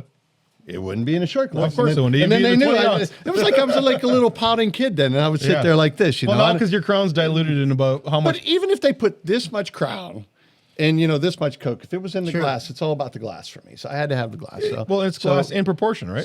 So I think a beautiful thing is like a June day, going home, 1 Crown and Coke. One Crown and Coke? That's like so perfect. that's your minimum. That's that's where you're like, hey, Yeah. Honey, let's talk a little bit. I feel good. I'm forgetting about my day. Well, I love my wife, so I wouldn't need one to talk to my no wife, doubt, no so doubt. Nope, on the record for that one. So, no. but, When I can vouch for that. I mean, Nice out, pal. you guys are the high school all-American- sweethearts. No, you are. I mean, you guys the love of my life, man. High school my sweethearts. wife. You Yeah. guys are middle school. Middle school. Age 13. I'm Yeah, 50, you I'm met- 57, 58. You so, guys met yeah. in what, 7th, 8th grade? You danced? What? yeah, It's so been it is. sweet love ever since. Right. My wife's Sandy, so I love you, Yeah, Sandy. no, That's So good. okay, so Great. you're- So one drink, one one drink's. Yeah, I'm like happy. Sure. Yeah, So that's good. then, Greg, it's kind of it starts to slope up, and you get up to what we like to call our optimum. Yeah. And the optimum, as I explain, is where you can sing, you can dance, you feel you look your best. Oh, he sings. You can Greg do can sing. anything. Is that the But- stupidity level? No, Or is that- no. We'll This get is- we're not there. No, So- No, this is- optimum is where you're really good at everything. And you're actually doing everything you can do to the best. When you're singing Sinatra. Yeah. I was going to say, he sings. No, he's a Frank crooner. Sinatra. This guy's a crooner. No, Very we're good. going to have a karaoke episode, and we're going to have you on because boy. I'm I'm out that day. Oh, you are in. I would say that anything when you get, for me. Sure, it's and a I'm a personal lightweight. thing. I'm a lightweight. So You're not a lightweight. So when you get, I'm a lightweight. So when you get, one is great. When you get like 1.5, if the Crown and Coke is done properly. We're talking 'Cause about I don't want it splash. I like a splash. So Just when splash, you yeah. So you get beyond 2, you're going to get a little stupid. Okay, I think so I think it's like so- 1 3/4. It's Okay. kind of like 1.5, 1 3/4. Sure. And over a short, this period of time, not this period of time. Right, this- right. yeah. Well, so you're actually feeding into our math and our 'Cause graphics here. There's 'Cause- time. right. Time's involved. And, Right, and by so- the way, our curve is not just a pure Bell curve. It does go up. No, it's a hockey stick up, and then you're close to a plateau. So after that optimum, you said it. Well, let's round it up to 2. And of course, we're officially scientific. yes. Your second drink now. Non-scientific, Your scientific. Sinatra, your Travolta. In my mind, I'm not Einstein. before I have a drink. Of course he is. That explains why it only takes 2 to get you. I know. I'm thinking all that right from the start, Lou. Okay. So, yeah, that explains why it's only 2. I don't lack in confidence. Yeah, Okay. it's a short trip. And by the for way, you. he has no reason to lacking confidence. He can, So- he can back it all up. Great golfer, great singer, great husband, great Great- friend. great- In my own Great mind. Christian. In my No, own you mind. are. In my own I- mind. I- Should've I named- will vouch. All right, I didn't mean to should've named interrupt. him I didn't Greg mean to instead interrupt. of Greg, I didn't. right? Yeah, you're right. It's just change the G. Yeah. So, so I think I'm going to suggest that perhaps optimum has been reached for this evening, right? So optimum, though, then you have one past optimum, right? That's your maximum. It's called the 5th segment. Yeah. And then Every week. halfway through that maximum, that last one, You fall off the cliff, and where do you show up, and where do you end up, guys? Not Climber. Assholeville. It's Assholeville. Right? Yeah, it's a town, usually a population of 1. And one you don't want to visit too often. Sure. It's a population of 1, but visited by millions. Yeah, that's right. So it's a tourist trap. So here's the coolest thing about me when I go from, I don't know that too many people know when I go from like 2 to 3 or 3 to 4 or 4 to 5. You hide it well. Not that I mean, I'm like my wife, she knows. I mean, it's in the coffee cup. It starts in the coffee cup at 8 o'clock in the morning is what you're saying? No, that's what I'm saying. Don't drink before 5. But, I'm just saying, I don't know that, I don't know that I get to a level. At least I haven't tried to, because I think I finally reached adulthood like last year. It's about time you grew up. I don't think I get to that level that much anymore. Yeah, your wife sent out a note to everybody. She said, he's now an adult. Greg, let me take you back. He's grown up. I've said the same thing, Greg. As we've gotten older, that the plateau at the top has widened, and I rarely make it past optimum. Because I've done it enough times. At 7 o'clock in the morning, it's not good the next day. We sense it. We know we don't want to experience that again, right? I'm the cigar and we are the perfect rats in a cage that figured out the maze, right? Exactly. So I enjoy it. I enjoy the cigar. I enjoy the company. And what I do want to relive with you is us driving down to North Myrtle, and we got stuck in traffic. Right? Yes. And remember we were talking about that first bourbon? Oh, it tasted good. Yeah, right. It was And what did our friend bring us? Oh, come on. Yeah, right. What did he bring us? Bobby Kane. What did he bring us? Oh, he brought us the best. Pappies. I know. So we're driving. We got like 11 hours to get down there. We're like, and we hit traffic. We're listening to every podcast known to man. I didn't even know a podcast existed then. Okay. So I'm being introduced to this stuff a couple of years ago. And so we're driving down and we're in traffic. We finally get down and we're sitting out in the patio and do you remember that you and I were literally talking about the bourbon for 3 hours. At least for the last hour. Oh, it was crazy. And my mouth was dry. I couldn't wait to have that first taste, and we got out on your porch. Oh yeah, it was spectacular. So we had that one. I might have reached beyond the 2 or 3 at that stage. That night might have been one. Okay, that night might. It happens even to the most mature of us. But in all fairness, how do you do it when one of our very best friends walks in? He meets us because he's living in Florida. He drives up. He brings in a Pappy's, and he goes, "Hey, I got something for you." And I open it. It's Pappy's, and so he's like, "Hey, you can take this home." I'm like, I ain't taking this home. I'm with my best friends. We're sitting right here. And doesn't that go back to what how can I drink the Pappy's right now? And that's exactly what we talk about bourbon. Bourbon is meant to be shared. Oh, it was a wonderful evening. It was, and what a great way to spend it with 3 great guys. We had a wonderful time. Yeah, we always do. But I mean, 3 of us. I mean, I was 2 guys. I was spending. I might have been seeing 3 by the end of the night. I don't know. There's a couple. But it was. There were 6 of us there. Well, all right.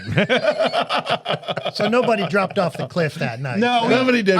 We stayed. No we driving. Didn't get silly, but what I'm saying is the anticipation of that bourbon when we were stuck in the 2 mile an hour traffic. Where you move 5 feet. Oh yeah. And you and I are talking about that first bourbon. That first bourbon on the pool deck. Beautiful. Looking over. Yeah, right? Beautiful. Oh, it was, right? And that cigar. What cigar? Is there a cigar that goes better with bourbon than others, or is that another personal issue for everybody? I think that's completely personal, much like bourbon is completely personal. Sure. So whatever works for you. Those Cubas, the sweetness of the Cuba, I think pairs really. I personally like that a lot with it, but I'm a big fan. That's Greg and my favorite too, just like yours. That's my favorite. It's a wine dipped cigar, so it doesn't have that aftertaste where you feel like you licked an ashtray the next morning. We're talking about the 7 a.m. the next morning. One of our good friends, man. He brings in Monte Cristo number 2s, and you have Monte Cristo number 2 with 3. Then Loubricity. Yeah, it kicks in next year. There's an incremental change to Loubricity. Oh, it does because Bobby, those Bobby and those Monties. I mean, Bob Marks he's like the dealer. He comes in, he's like, "Hey, you want one? You want one? Yeah." Then I know I'm going to be messed up in about. You know what, Brad? We may need to reformulate our math here and figure in a cigar nicotine. Well, there's nicotine in the equation. Well, there's always variables, right? There's always outside variables. You have how much did you eat that day? How much? How bad was your day? Yeah. Right. Yeah. Or how good was your day? And then you also have, of course, who you're hanging out with. Do you have good company? And then you have the external factors like other things. Now, we talked about vaping before, but we also have a cigar. So I'm coming from something that I can talk from. And when you do have a good cigar that goes with it, it definitely changes how you're feeling. You know, the cigar adds a different element to it, right? It's a very refined evening. I mean, there's nothing better, guys, than just sitting around. You have a great glass of bourbon, just a great cigar, just sitting around laughing. I mean, laughing. It's not about singing. anything. It's healthy and singing. No, so this is a tradition that we've started at our bourbon club. And, no, but it's you mean the after effect? Yeah. No, and so it's the after. Yeah. So you know, and it's almost like the sua sponte karaoke that breaks out. Yeah. When we're having bourbons, we're having cigars, and we put on good music and we start to sing. Have fun with friends. Yeah. Would you guys do karaoke if you didn't have a little bit of Loubricity? I have, yeah. I've hosted it. I could do it. I've heard you sing, so I get that. But I'm only good in my own mind. Yeah. Well, I know like one song. But you know that one song really well. You are a crooner, baby. You know, you inspired me to have to go learn a crooning song. So I think I introduced that to you the last time because you always do the Frank Sinatra, which is so good. And you got it down to a T. I've seen your move on that one, Greg. You actually move like him too. No, it's down to a T. Well, lucky it's not like a Michael Jackson song. Well, you have to move fast. Sinatra kind of stood there and he owned it. So I can't do Sinatra, and I acknowledge that, but I can do Bobby Darin, and so I rocked a little bit of the Bobby Darin, and I sang that Mac the Knife. Well, no, but I sang. Oh shit! Now Bobby Darin just went right to C. It was a C. It's a C song. Beyond the Sea. Beyond the Sea. That's beyond the bourbon. Beyond the sea. Somewhere. Wasn't that the song they used at the end of Nemo? Me. That was at the end of Finding Nemo, I think. That's right. Yeah. Well, probably. There you go. Now you know Bobby Darin. Great song.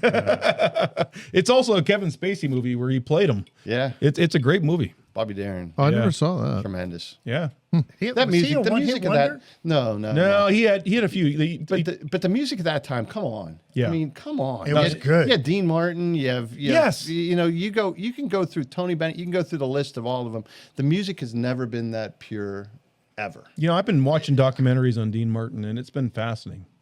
There were no Pro Tools. There was no auto tune. There's none of that. They owned it. Yeah, but you know what? Pure. Do you know his whole shtick when he came on? He would always play the kind of the lovable drunk, which Johnny Carson and him had a thing going back and forth, and then Johnny tried his drink the one day, and it was exactly what Dean said it was. It was either gin or vodka. I can't remember what it was, but it was. Back then, those guys smoked cigarettes and drank right on stage. Right. And that was their identity. But I mean, what entertainers? Yeah. Oh my gosh. His voice was as smooth as Sandy always says, and I believe it. I mean, I've listened to enough of that music. I think Dean Martin had the purest voice. No, he did. I agree. Purest voice. Well, you know, Dean was Italian. Yeah. Well, sure it was. No, but he changed. There was a Martino. Martino. It was like a it might have even been it was a. But he's kind of like it's not Martin. No, hey, but it's, wow! I'm going to jump, fellas. As the resident Italian here, I'm going to jump in and say we talked about Sinatra, we talked about Dean Martin. We haven't even brought up Tony Bennett yet. So, another great. The Brotherhood is no, but we don't just cook and eat and make wine. We can sing. So hey, do you guys remember the guy on the roast that they used to have back in the day? The Dean Martin roast. Yes, the Dean Martin roast. But do you remember the guy whose shtick was to be drunk? Yes, of course. And in fact, that was the other guy that and he was brilliant at it. It was Foster Brooks. Do you remember him? Yeah. He was brilliant at it. Unlike Dean, where Dean was actually partaking. Foster was that was all shtick for him. But Dean was never partaking as much as he portrayed to be. Let's put it that way, And I think that was great about it. He's always under control. Yeah, and that's what always at optimum lubricity. Always at the Rat Pack was. Oh my god! Yeah. See, that's the key. Maintaining optimum lubricity, as we've talked in the past, that's the hard part. Same thing with golf. Like somebody can create a pill for that. But again, they built such a tolerance level up. That's true. I mean, over time, it was like drinking water. That's true. They were probably. So what you're saying is they were up to practice, 5 or 6, 7 or 8. Practice makes perfect. Practice makes perfect. All right, that's the pitch for today. Not for me. Of course. course. For others. I know. Well, That's not what he meant, Craig. Right. He meant for him and for I'm just Louis. clarifying. Since you're not editing, I'm just clarifying. by the way, that's a fine print disclaimer. Well, we're thinking about having a Loubricity golf outing here coming up at some point over the next couple of months. And we might have to have a challenge. So you've seen the challenges where guys have to drink a beer a hole or something like that. That gets to ugly. See who makes it through.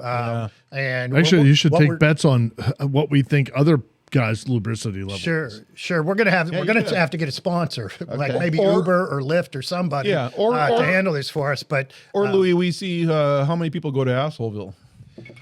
well, I can think of a couple unfortunately, probably some would. of our friends start out living there. They live there, right? So You stole my line. He really did. You stole my line. Yeah. True. Maybe they go the other direction. Can you go the other direction? we have guys trying to get out of But can you go? Assholeville. Can you go the other Maybe. direction?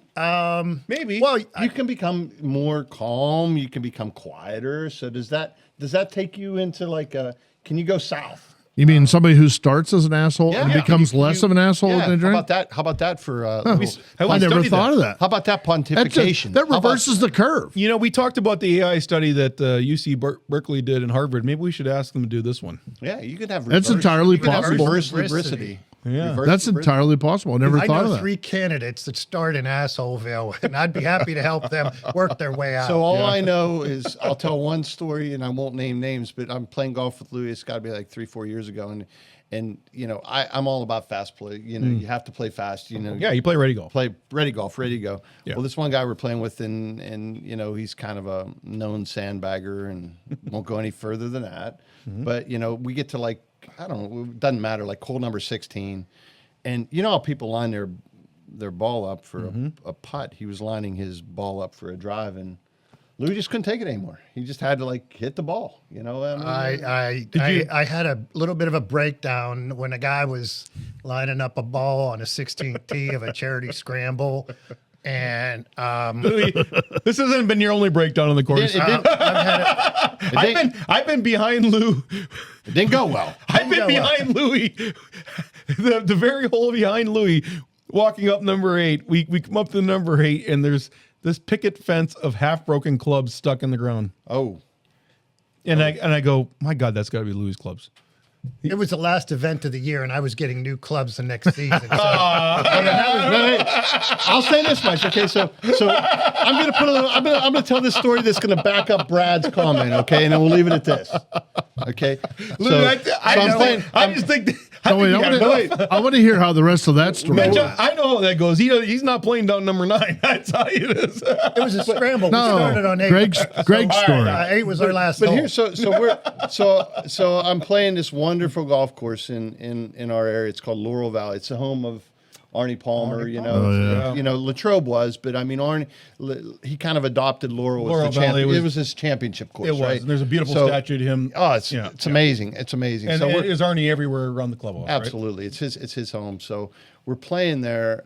This got to be maybe 5-10 years ago. I've gotten to know some of the caddies fairly well over there. So Laurel You Valley. got through Bob Kane, right? Yeah, Bob Kane, absolutely tremendous member there. Brian Force, some of the others, but Joe Ruschini. But you know, number 18 at Laurel used to have all these trees on the right hand side. Tremendous finishing hole. Okay, it's a great Louis all these story. pine trees. It's a great Louis story. All I these know where pine you're trees. going. Okay, Yeah, so yeah. they're everywhere. But it's a par 5 that's risk reward. Yep. So you got to hit something like, you know, something like 250 off the tee. You got 200 over the water for your second shot. Something like that. To be able to go for it. Okay, so as the legend goes, Louis hits a ball in the trees on the right hand side. Okay, so the next thing you know, schwack, ball doesn't come out. Schwack, ball doesn't come out. I've been there. So then finally he hits the ball out. Finally he hits the ball out of those pine trees, which aren't there anymore. He hits the ball out of the pine trees into the center of the fairway, and the caddy's standing there. Good friend, caddy's a good friend of all of ours. Of course. And he's probably listening to that. And so Louis, as he comes out, he had like his 9-iron in his hand. He snaps it across his leg. And Tony, without hesitating, goes, if I knew you were going to snap a club, I would have given you a 7-iron because you couldn't hit it all day. That's all. What the hell were you hitting a 9 out of there? Were you playing out to the fairway? Or were you trying to make the water? Perry. You can't make the water. That's a great story. Perry, did you hear what hole it was? I know what. Okay, so was you were 18 holes. lubricitized. I was out. lubricitized. You were right? lubricitized. I Of was, course you were. I was. So- I had crossed past max lubricity. I had. You're on fallen your off way the to cliff. Assholeville. I was in Assholeville, and I was probably in Assholeville for 3 holes there. Now, Louis, the outside variable there is golf. I want to hear. That's 3 stories. Well, and you missed the You one. play 3 times a year. You missed the one from last year when I happened to just lose my grip when I was swinging one. Ended up in the water of number 2 with the water right in front of the green, and I thought That's a good 90-yard wedge. Well, I was with the club with the club flying. I thought I was the biggest jag-off of the year by doing that, only to find out that 2 weeks later, a guy backed his cart into the same water. So I felt vindicated. You're that better. You're welcome. I didn't know where I was going. I wasn't the lowest guy on the totem pole. So we're pushing 27 minutes, Brad. But I want to hear the rest of the story about this guy lining up his tee shot lining up the ball for the tee shot on 16. Well, what'd you say to him? We definitely have to have the quote exactly. So we'll when we come back, we're going to find out exactly what Lou said when somebody pissed him off. Because, if there isn't anybody that has to play fast golf, I know a few. Greg Sipos, Joe Dell, Lou Skirble. They were the all-star team of fast golfers. They're the ones that taught me how to play. You can't fast. play if you can't play in 3.5 hours. Don't play. Exactly. Then the game gets too long. I agree with boring, that. Yeah. Unless you need time to You drink. stand around and you lose your rhythm. That's right. The 19th hole's waiting. It's got it. That's right. We'll figure it out when we come back. Cheers, boys. Cheers, boys. Cheers. Cheers.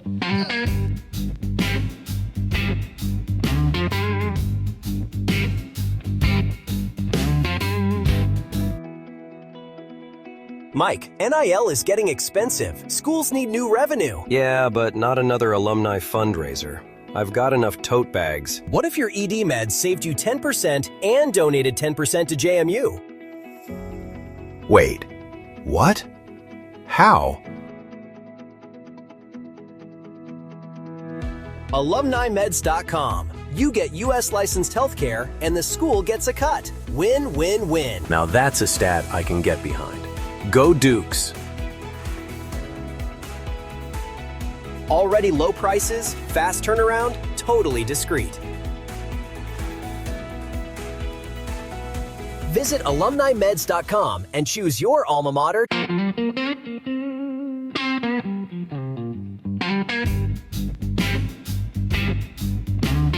And we're back, bitches. All right, Bourbon 3. Yeah, this is Bourbon 4. Bourbon 4. Oh, man, that Part four, you're part gonna four. Need a chiropractor tomorrow, Brad. I always have a Is your neck chiropractor. okay? No, I always have a chiropractor on staff. It's So the nice thing is that's going to be very easy to see that peak on the audio waveform. So I'll know exactly where to cut it. yeah. Thank you, babe. That was a good one. That's what it's all about. Yeah. Good job. Thank you. You're welcome. Now, let's talk about the most disappointing thing at the NFL draft in Pittsburgh.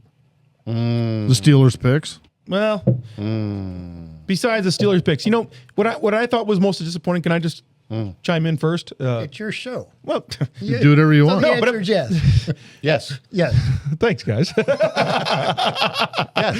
No, but what I thought, clearly we had a couple of cock blockers in between that, between Baltimore and Philly. Philly. Yeah. Taking the picks that we wanted, right? You and I were watching this as it happened in real time, right? Yeah. And what I was disappointed is that we all that build up to our first pick when the Steelers came on, they played Renegade. They had sticks talking, right? The only thing I thought the NFL could have done better, because it is an entertainment business, is actually have sticks. Should have. Yeah, right? I mean, you have 350. 1,000%. Yeah, Yeah, right? good idea. When would have been a better time for Or Donnie Irish singing stick. Oh, well, Tony Irish. On ours. no, but it wouldn't have been I'm the real with you. thing. I'm with you. No, I'm with you. If there was That a was a time, joke. no, Yeah. but if there was a time for sticks to show up on the stage, Yeah, that was it. Couldn't agree. and then Missed we have opportunity. but then we have a huge letdown, maybe because of the cock blockers in front of us, and I'm going to give that the credit, right? But I think the biggest letdown for us in Pittsburgh was our first round draft pick wasn't there to come out on stage. You know, he had to be flown in the next day, and it was kind of it was kind of like after he had sex and you magic is gone then. Again, you know, it's like, you know, I just don't have the same pizzazz, right? Right? Yeah. No, I agree with you, but I think everybody overreacted to this guy that they picked. Everything we're doing in this draft, or every pick is like buying a lottery ticket, right? Even it's interesting to me that they call them who are the lottery picks, right? Those are the ones that can't lose. But what loses more often than not? The lottery players, right? Well, look at our big boys that we picked that we're trying to replace, right? Yeah. At the end of the day, I don't know. I mean, they're basing a lot of their draft pick on measurables, but none of them measure heart and game day adrenaline, game day attitude. It's all these. The guy can jump this high, run this fast, do this, do that, and the other thing. I think we just got to wait and see. And I think the only way you can say it was a shitty draft is if you look back in 5 years and say it was a shitty draft. But going in, I don't think there's anybody in the top 5 picks or 10 picks. Anybody that gets drafted could be the next Hall of Famer. So I'm not being as hard on the Steelers as most people in Western Pennsylvania. I'm not either. Just because we didn't get who we thought was the best wide receiver.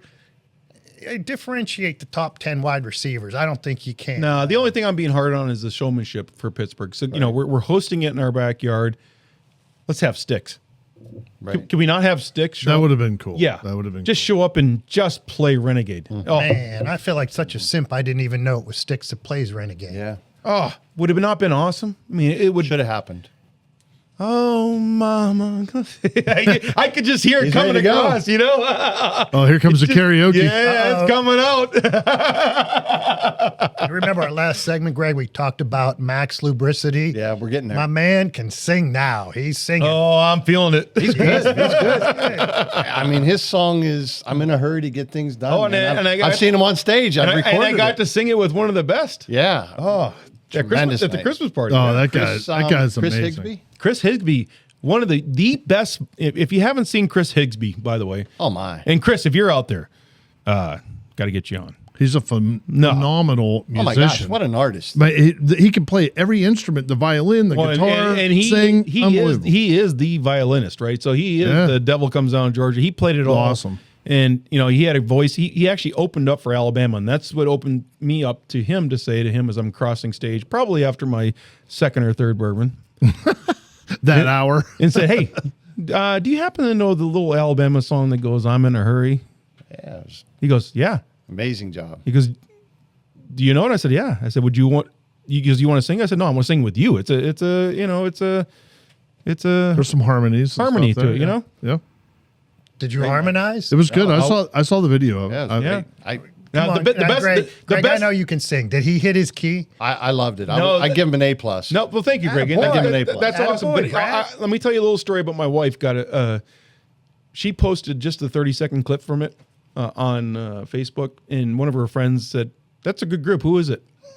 There you go. That's pretty good. There you go. And that's where I saw it. Yeah, I saw it on Tanya's post, because I had already made my Irish goodbye at that point. Yeah, well, of course you did. I know. Yeah, you just threw your stilettos up in the air and ran out the door. Well, you know, there were things that needed to be done. I know. I like you, Perry. No, I love Perry. Don't get me wrong. Greg. I mean, this is just playful banter. I understand. I said the last episode, if me tossing up these opportunities for Brad to bring up the stilettos keeps me behind the camera, I'm good with it. Hey, I just don't want to see you get the big foot again. You know, and don't take pictures of it. You know, I will never send you another foot pic. Especially, I thought you were into that. Yeah, no, yeah, I am. But when you take it with the 8K camera, it's like, oh, dude, I see everything. Yeah, there was a lot. There was a lot to see there. So I had cellulitis. My foot was swollen so bad I couldn't even feel it. It was terrible. It was terrible. You got the gout. You know what it's about. The gout's bad too. Oh man, it's horrible. The gout will cripple you. I'm not sure how I didn't know this was in the segment. We did not talk about this getting to the segment. We did. There's no guide rails on anything we do. Let's transition out of Right, now that we violated HIPAA. Let's go back to what you originally were going to talk about this segment. Oh, what were we going to talk about this segment? AI and God. Oh, yes. Oh, So, yeah. see how serious he gets? No. Just like Man. that. Snap. No, it is. You know, we joke about all this other stuff, but when it comes back to AI and God, and one of the headlines this week was, you know, the San Francisco company that trained their AI model on the King James Bible. So it learned everything under the Bible. They also threw in there every one of the biggest sermons that are the most notable in history. And then they mimicked or put the image in the likeness of one of the greatest actors of all time. I don't know it off the top of my head, but couldn't be too close because it would be a copyright infringement or a trademark infringement. So, but now they're charging $1.99 a minute to talk to Jesus. Oh, yeah, we I talked thought he about was this. free. Yeah, He's free. no, and that's Jesus is free. I agree. So I'm a, I'd like to say I have a strong faith. I mean, Jesus Christ is our Lord and Savior. The way to heaven's through Jesus Christ. I mean, I think that's the undisputable fact. no doubt. Without a doubt. And And you led me to the doorstep, by the way. And the way to understand Jesus isn't through. By the way, I don't mind tools to get you to understand who Jesus is. I think that's a great thing. No, if it opens your eyes to it, I agree. Yeah, and but I think I even said that a few times throughout my book. If it's going to open people's eyes, or it's going to encourage them to start studying it, or Right. find their faith, Fantastic. or find their connection, then more power be it, right? The biggest thing to be aware of is false prophecy. Yeah, right. I mean, there's so much of that out in the world today, and I mean, at $1.99 a minute, I'd rather read The Pharisees. I've said you got the Pharisees and the I've false s- prophets. I've said all along, and I'm not. I by no means. My wife is a great Christian. She's led me to Christ in a powerful way, and I've often said, if you don't have time for anything else, read Matthew. Read Matthew. I mean, and Matthew will take you. I mean, I think there's 30 chapters, so it takes you a month. You want to read one a month, just read it and pay attention to the red words. I mean, the red words mean everything. So, I mean, I'm all for everybody trying to figure out ways to understand Christ, but just read Matthew. And then understand, I mean, the Old Testament's good to understand the history of how you got there. I mean, it's cool. I mean, everything's lined up perfectly. Like we talk about the perfection of Christ, and he is perfect. He is. But I mean, people so much today are saying, well, that doesn't pertain to me, or that doesn't, and by all means, people can have their own opinions. That's what's great about the world we live in. Sure. People can believe in whatever they want to believe in, and I'm all for that. But I mean, just read the red words, and you can interpret them however you need. And the most powerful thing I'll have to say is that AI hasn't yet figured out what's in your heart. Has not. It's Can't gonna train that. It's going to figure out what's in your mind. It's going to figure out your actions. It's going to talk about. You were talking about earlier about, Zuckerberg, how Zuckerberg's created essentially Zuckerberg 2.0, right? Mm-hmm. So if he's not there, he can. There's an AI version that can talk and think like him, right? And that's, I guess that's fine for. Well, and that's for the Jesus him. version that they've put out And that's there. the Jesus version. But the only way, I mean, it's so easy to talk to God. Just go in a quiet space and just reflect. He'll talk to you. Now You might not like the answers, and you might not like where he leads you or the path that you're going down. But and where do you but find that's those his decision? Where do you find those answers come from? Is it answers that are just It's your heart. yeah? I mean, Is it's your heart, or is it that inner voice that's talking to you, or how do you find it? Well, the biggest thing we have to have if we're true believers is patience. I mean, because we all want One of my weaknesses. Everything we want to have is we want to have it on Mine our too. own time. And I fought against it my whole life. And so his time is different than our time. So, and by the way, I mean, he might not feel that what you're praying for lines up to what he wants us to do.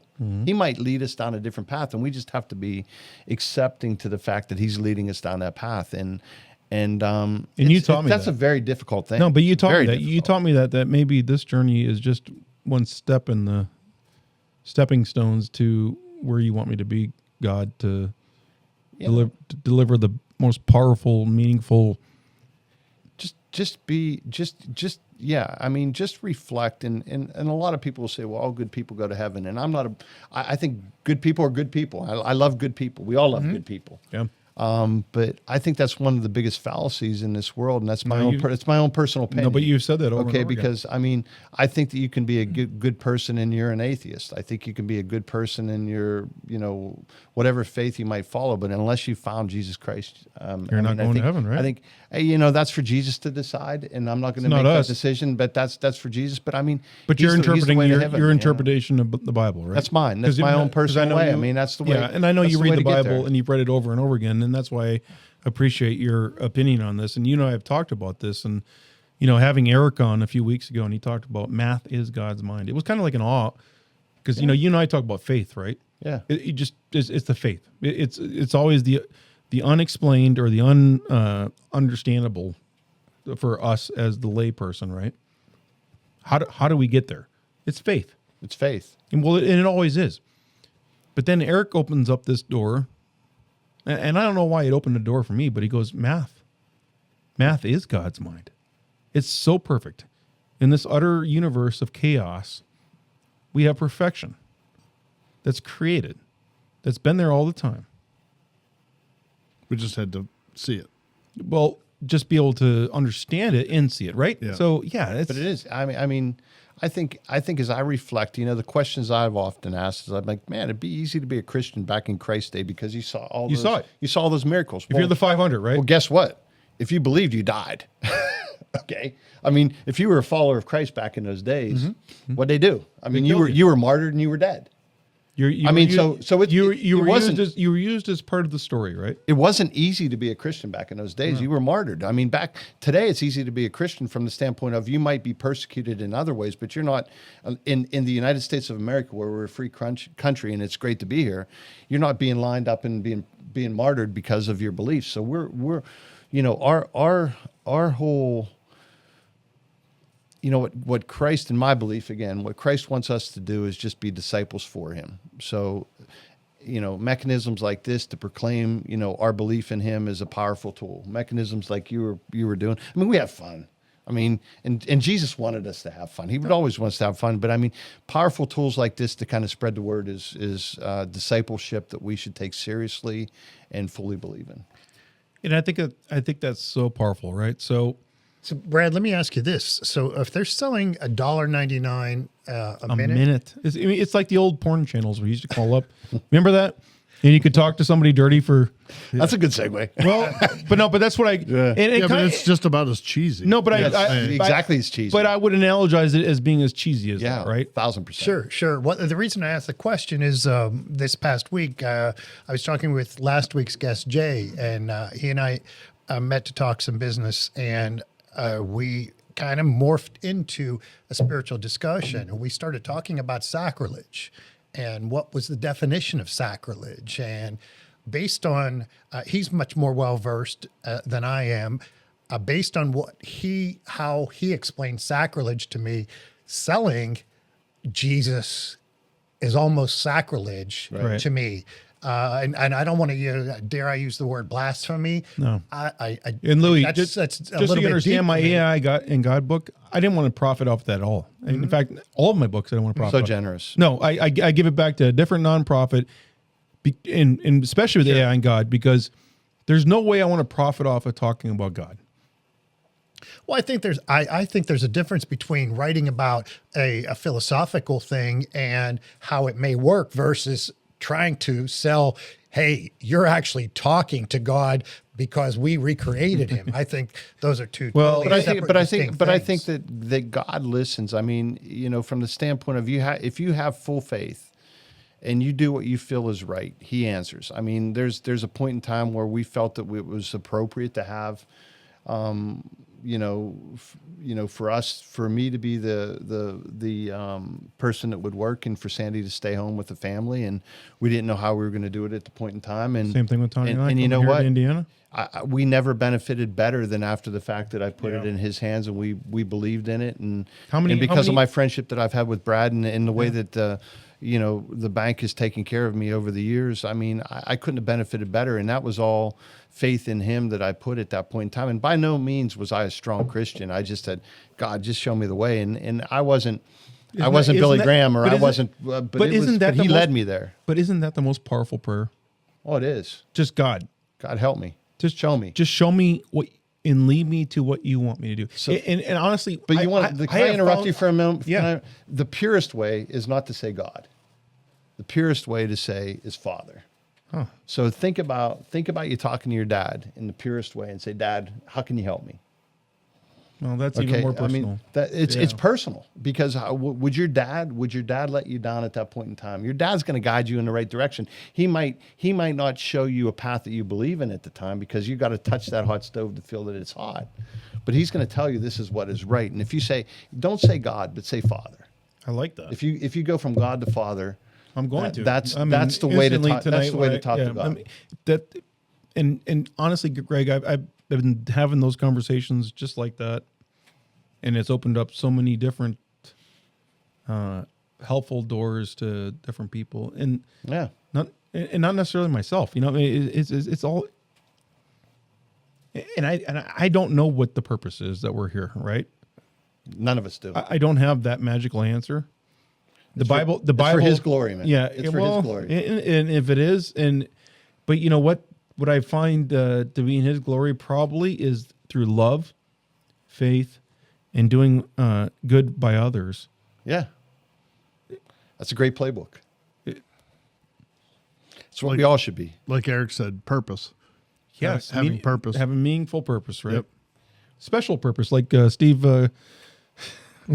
So here we go. All right, it gets so easily derailed. It really it's the bright light. They're on both sides of us. They're on both sides of us. So Steve Martin the jerk. Steve, yeah, that's my special purpose. I found my special purpose. I found my special with the dog in front of you and behind you. With the glasses that make you go. Yeah, I think it was in that trailer. To stay away from the cans. Though, to the beginning of the segment, Brad, who is putting this this product out there now? There's a company that their business model is they train the AI model on the King James Bible, which again, us trying to read it page by page, very difficult. Yeah, very difficult. And the one thing AI does very good is digesting data. I was going to say, if they were doing it to make it easier for the average person who maybe doesn't have the time or the patience to read it, or to train the AI models to be more virtuous and understand how the vast majority of Americans, I believe, think and live our lives and everything, that'd be great. Yeah, but to charge to that's the only difference. The only difference I would give is that AI doesn't understand certain interpretations of languages. So think about this for a moment. Think about, when the commandments were written. Mm-hmm. Okay, they were written in Hebrew, correct? Mm-hmm. So the interpretations of certain words can mean different things based on interpretation. I guess it was the King James version. So, but what I'm trying to say is that one of the and again, this is open for interpretation, so anybody can have their own way of looking at it. But one of the commandments is thou shalt not kill. So one of the biggest debates that's out there is, okay, so if you're pro-life or pro-choice. So, okay, pro-lifers, they're like, okay, I'm pro-life and I'm for the death penalty, and then so pro-choicers are, well, I'm for, if you're for pro-life, then how can you be for the death penalty, And so when you think about the interpretations of the Bible and the way words were used, the word for kill was interpreted back in the day to be murder. Yeah. Okay, so now if you replace the word kill in the commandments with thou shalt not murder, what does that do to your belief in pro-choice versus it changes it, right? It changes the equation. But I'm not here to suggest that anybody should change but that's what I mean. Everybody coming from a lawyer, understand. though, I understand this because that's what's been argued over these years. If you're a constitutionalist and you look at the Constitution and you're saying, I want to read it in the black and white letter as it stands, as it was written, the very first day? Or are we? So if you would have read it as a lawyer and it was written in Hebrew and it said the word, and I don't know Hebrew, so I can't quote it, but if it would said whatever the word was and it had two definitions to it, how would a lawyer determine what that definition was? And that's the gray matter, and that's why it's just interesting. Matter. No, and that's what's been left up for debate, right? Right, and exactly. That's what allows us for uncertainty, and I think it's the uncertainty that challenges us from being there at the faith.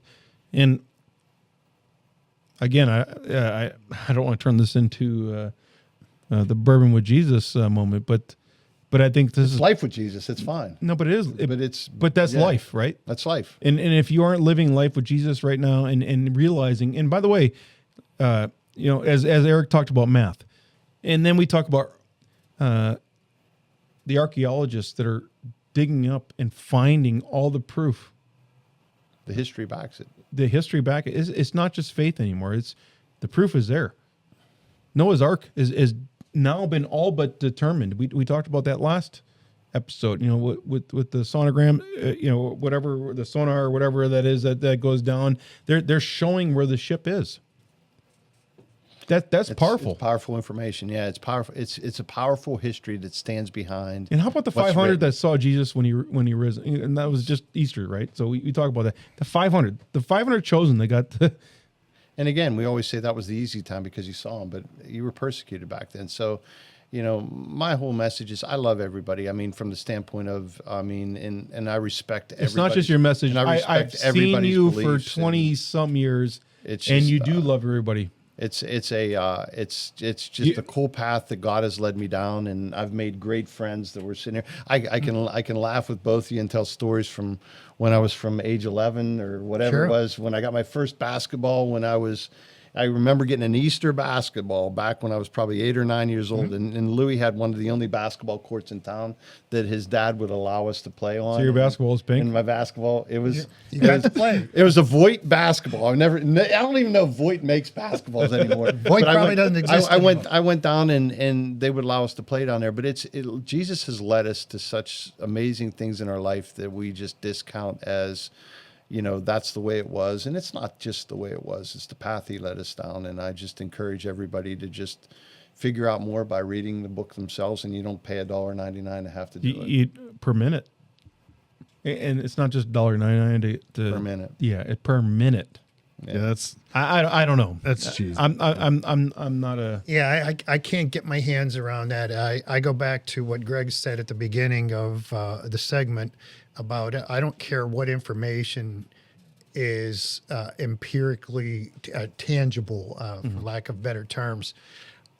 I think it's right here, and AI can never recreate what is in somebody's heart. And they can take words, they can take dual meaning words, whatever. None of that measures what's in somebody's heart when it comes down to, when it comes time that your heart is in play. I think you have to have the depth at that point to believe in something, whatever it is you believe in it. Because we got what? Be convicted. We have 8.5 billion people on this planet. There's no way we're all going to be convicted with the same thing.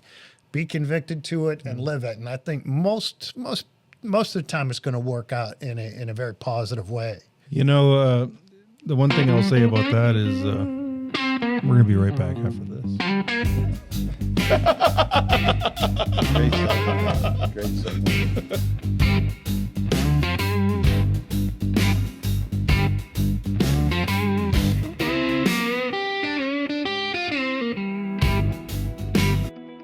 Mike, NIL is getting expensive. Schools need new revenue. Yeah, but not another alumni fundraiser. I've got enough tote bags. What if your ED meds saved you 10% and donated 10% to JMU? Wait, what? How?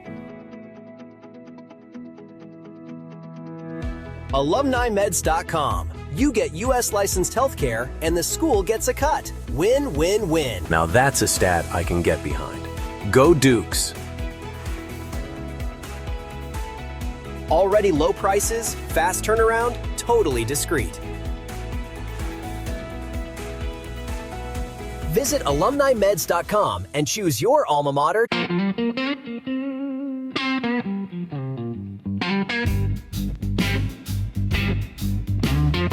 Oh, we're back, Mitches. And it is the fifth segment. As Jay termed it so properly. Fifth segment.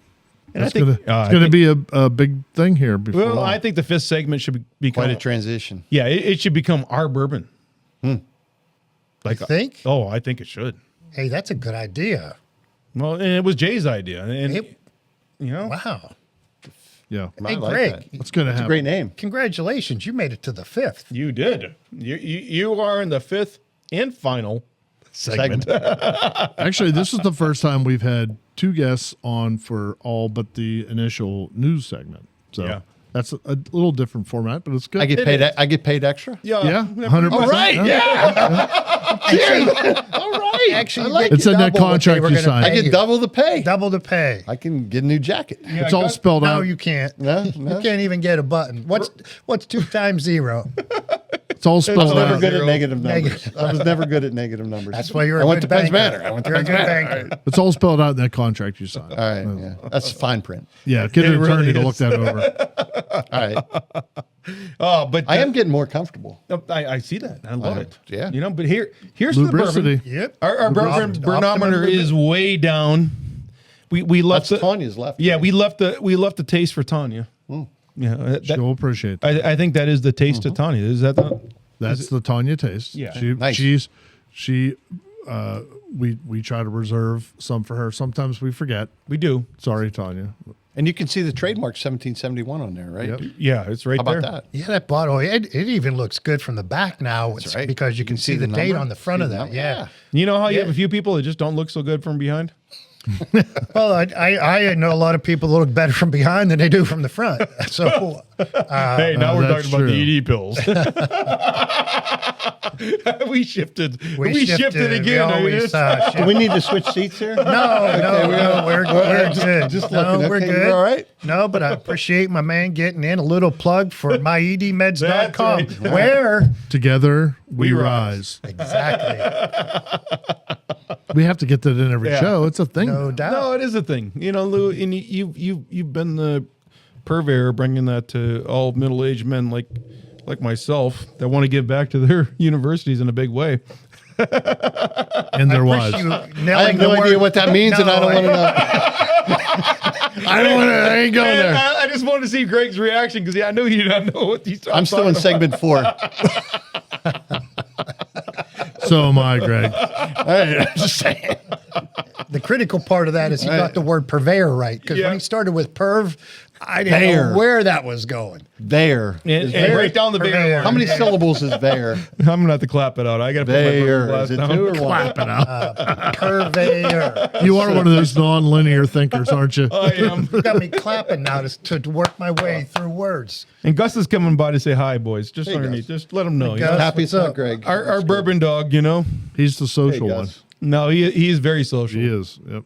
I love Gus. He Yeah, reminds me he- of my Fiona. No, he's Stretching. Gus is clean energy, man. He is. He hangs out with me and works all day, and then we go in the car together, right, Gus? And then he knew Greg was coming, Louie and Perry. That one day we were out to Rose Inn for lunch and we're going to leave and he goes, I got Gus in the car. I was like, you made him wait the whole time? We were only there for an hour. Yeah, So but Gus wanted to go. yeah, it's pretty cool. Yeah, he's comfortable. He could sleep anywhere. He could be our logo, like Dogecoin. Yeah, kind of like yeah, that would be good, right? Yeah, we should- Now we're getting the crypto market. We should too. probably figure that. Oh, we have. Hey, what's going on in the Hey, crypto oh, market? wait, I got something for you. No, that's a good point. Wait, I got something. Think about this one for a minute. What's that? I was listening to the car today. You know what the Iran's currency is? Oh, yes. Come Yeah, I heard you. I learned something. Yeah, I don't read, so I learned something by listening. it's kind of like the peso, isn't it? It's like it's a real. Yeah. So think about this for a minute. Yeah. $1 is worth 1.8 million reals. Wow. So if you needed to if your wife calls you up and says, hey, you know what? Stop by and get me a gallon of milk. You got to have like 5 million reals on you. I mean, you're carrying in. If she asks for cereal, All I know is that loose It's change. it's like 10 million reals. So what do? You I hope it's similar. You drop it on the counter. Yeah, and that it's that like loose 10 million change. bucks for. Start counting. It's 10 million bucks for milk and ice cream or milk and cereal. That's crazy. But you know, Where I do didn't they even even interrupt have on that? No, but you know who? But I mean, that's who blew me away. You know who profits off it is the oil companies, and not the oil companies over in Iran. The oil companies here in America, because we're the ones that are always going to take on that fight, and it doesn't cost them an extra dime to make that barrel of oil. So they're worth a few reals. No, they're worth 50% more than they were yesterday. It's a lot of reals. Well, if you want to convert it over to reals, yeah, it's worth mind-boggling. Yeah, Quadrillion reals. yeah, right. How many reals can you? I don't know. You're the lot of math guy. reals. You're the math guy. I don't even. I'm trying to You know grasp this. what the hell a real is. Yeah, I just found it out today. I mean, it's a it's currency. kind of like a reality, but not. yeah, doesn't really exist. If the dollar's worth 1.8 million of them, It may not doesn't exist really after. really Doesn't exist. really. It Exist. may not exist after It's this. a lot of conflict. reals. Is that how it normally is, or is that because of what's going on right now? Do you I know? think it was like 1.3, and now it's 1.8. So I mean, you could have probably bought a gallon of ice or a gallon of milk for like less than 5 million before. Now you're over 5 million. Damn, prices are going up. I didn't mean to interrupt the joke. I didn't crypto. Go ahead. Yeah, no, And we'd be billionaires over there, trillionaires. And Louis, because I had so many AI headlines, I really didn't get to touch on crypto today. And thank you for bringing me back to center, Mitch. There is one headline that's worthy of notice this week in crypto market, and that is Ethereum.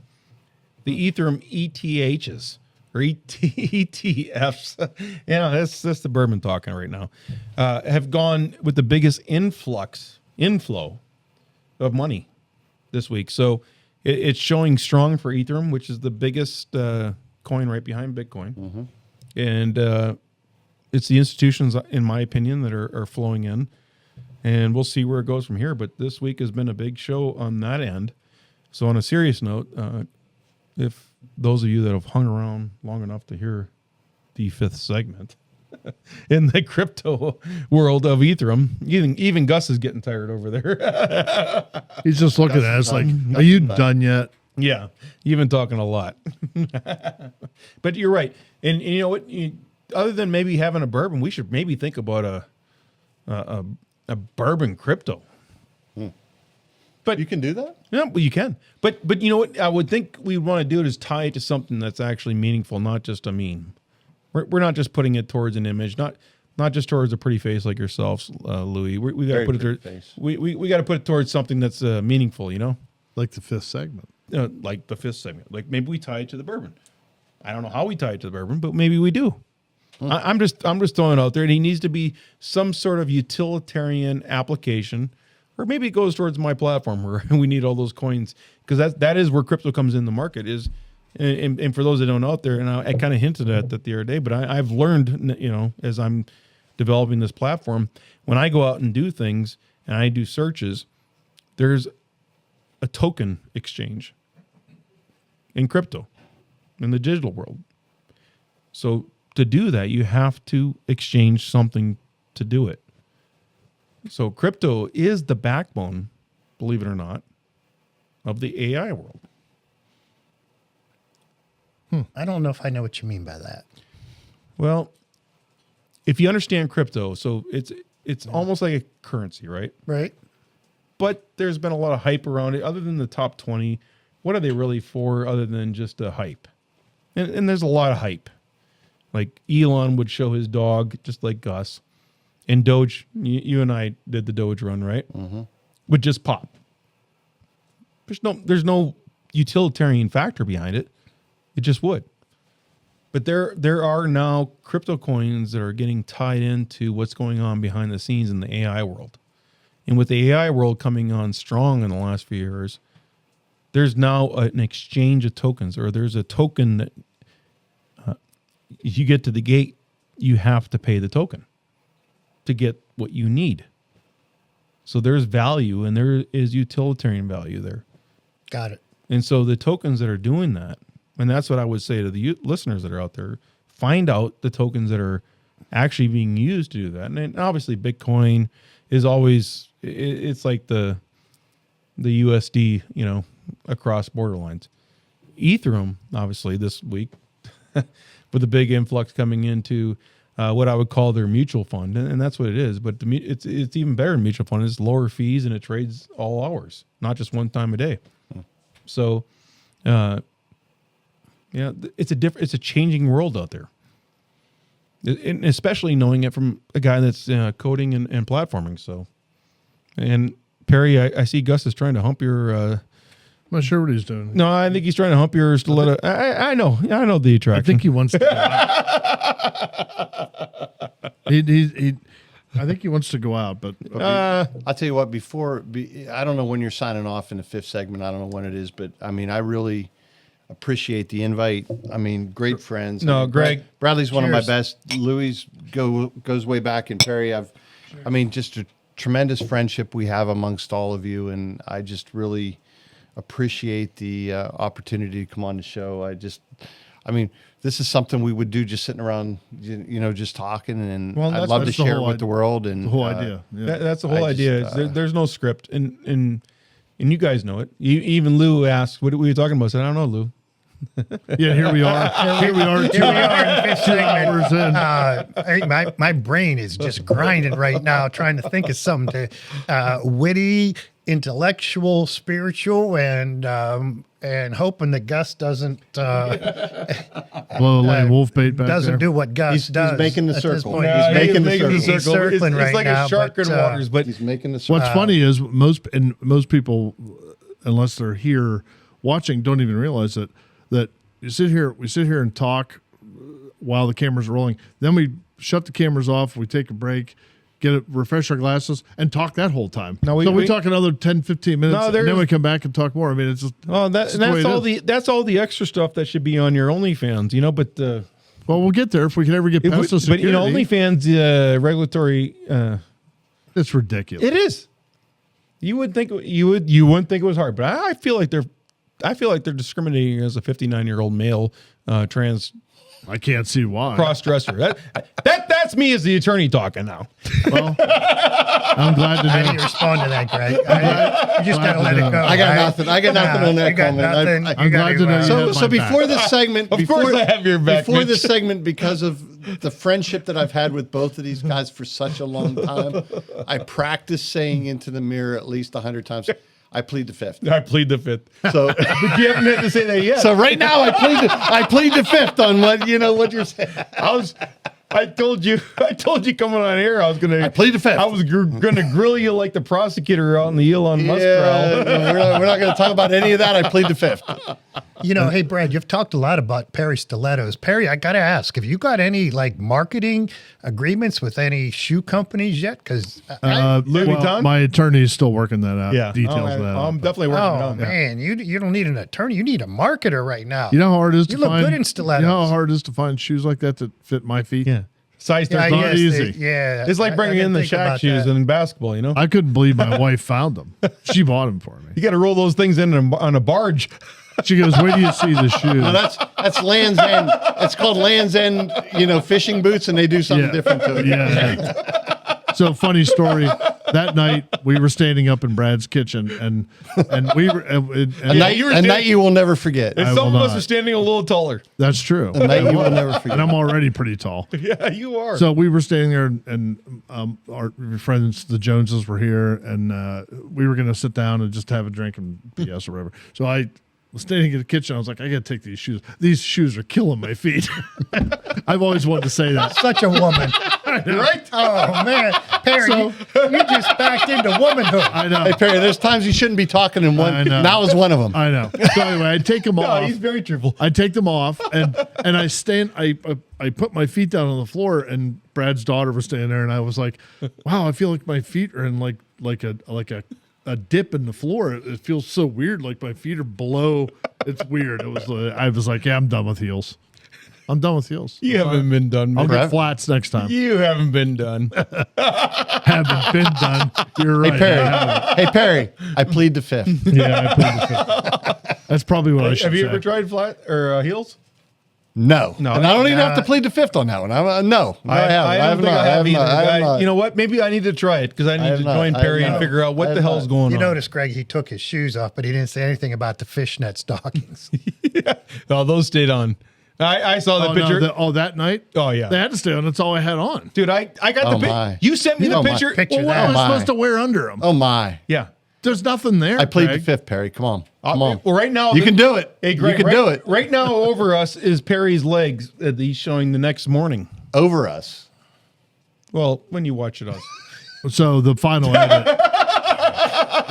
Looking for definition here. No, this is Greg. That's very clarity standpoint. He doesn't understand that this is over us right now. It's So moving it's going to be on Spotify and YouTube. It's going to, as we're talking. I don't want to know. It's going to be an image of Perry's legs. Yeah. That's No. a scary thought. No. No, but trust me, there's people that are buying into I'm it. saying no. No, I guess raise the legs up, not down. I'm with Greg. I'm with Greg. Surely you have something more important to talk about than my stilettos. Yeah, we do. Oh. What is it? I don't know. But, Talk about you said there's a golf outing Saturday. Oh, there is. So we do Talk have. about that. Best greens in the world. No, we do have. Indiana. Here. Come on, guys. If you're not a member of Indiana Country Club. Well, and that's very. If you're not. Well, let me come just on. say this. Come on. And it's a very unknown club for a good reason because we're so exclusive. Yes. We only have 100 golf members. Think about that. We are True. No, we are a club that has the best greens in the world and only 100 golf members. But we do have a national membership that's out there, and it's well worth every penny. Tremendous. Right? Tremendous. You're on the board, Greg. I am. I'm just a guy that lives on the 13 and a half hole that just partakes with the bourbon of anybody that passes by. And trust me, these seniors today did not want to in the rain come down and have Honest truth. bourbon. I mean, just if you want an opportunity to play at one of the best golf courses in America, period. Just look us up. We played all over, right? Any Absolutely. member, all four of us are members. Any member would be happy to bring somebody as a guest and say, "You just come play it." It's great. The greens are amazing. Oh, we have some. They're amazing. In April, they're amazing. Oh, they are, and they just get better all year. So I played yesterday with Sandy, and we were out there, and we had some. I ran into some of the individuals that were going to be playing today, and nothing but just the highest. I mean, I can't believe how good your golf course is. Yeah. I mean, and these are people that are coming again from. Yeah. I mean, I guess the qualifier is only probably this section of the country. I know. But I mean, same again, thing with those the AGA, people, they're coming from everywhere. But they're coming from everywhere because they're all trying to qualify wherever they can qualify, right? So, but they've all seen courses all over. Tremendous. I mean, this golf course is tremendous. It really is, and it's not. It's hard not to a lot. believe. We take it for granted. Well, and from the tips, it's like what 66. We're from the tips. We're probably approaching 68, 69. Oh, so we stretched it out a little bit. But it's not the longest course. No, but the greens are what set us apart because not only are they pure, but they are the differentiator because there's so many. And where you put the pin? Yeah, where you put the pin? The undulations, the pin placement. It's. I'll tell you what. You can see from the AGA scores. You can see from the scores today. It's not a course that people just eat up. This part of the country, when you look at the tournament we just had with the juniors, and then you look at Sunny Hannah, which is spectacular. Yep. It's the number 2 amateur in the country. Yeah, I believe. If not the number 1. If not behind the USAM. Mm-hmm. You got, and then you get to Pittsburgh, and you got, obviously you got Oakmont, you got Fox Chapel, Longview, the Field Club. I mean, the history of golf, right? I can't think of a better place to come and play golf. I mean, just I've said this, and don't forget Laurel Valley. Laurel Valley, not far outside. Oh my gosh! I didn't mean to. I mean, Laurel Valley is Laurel, and we talked about that earlier. But Laurel Valley is a secret little gem, and I always tell everybody that I talk to, Indiana Country Club, and anybody I have as a guest that I bring up is like, wow. Sure, where there's no question we're blessed, and what you guys are talking about is our opening day this weekend, which obviously coincides with the Derby, the Kentucky Derby. And by the way, Luke, who started the Kentucky Derby pool?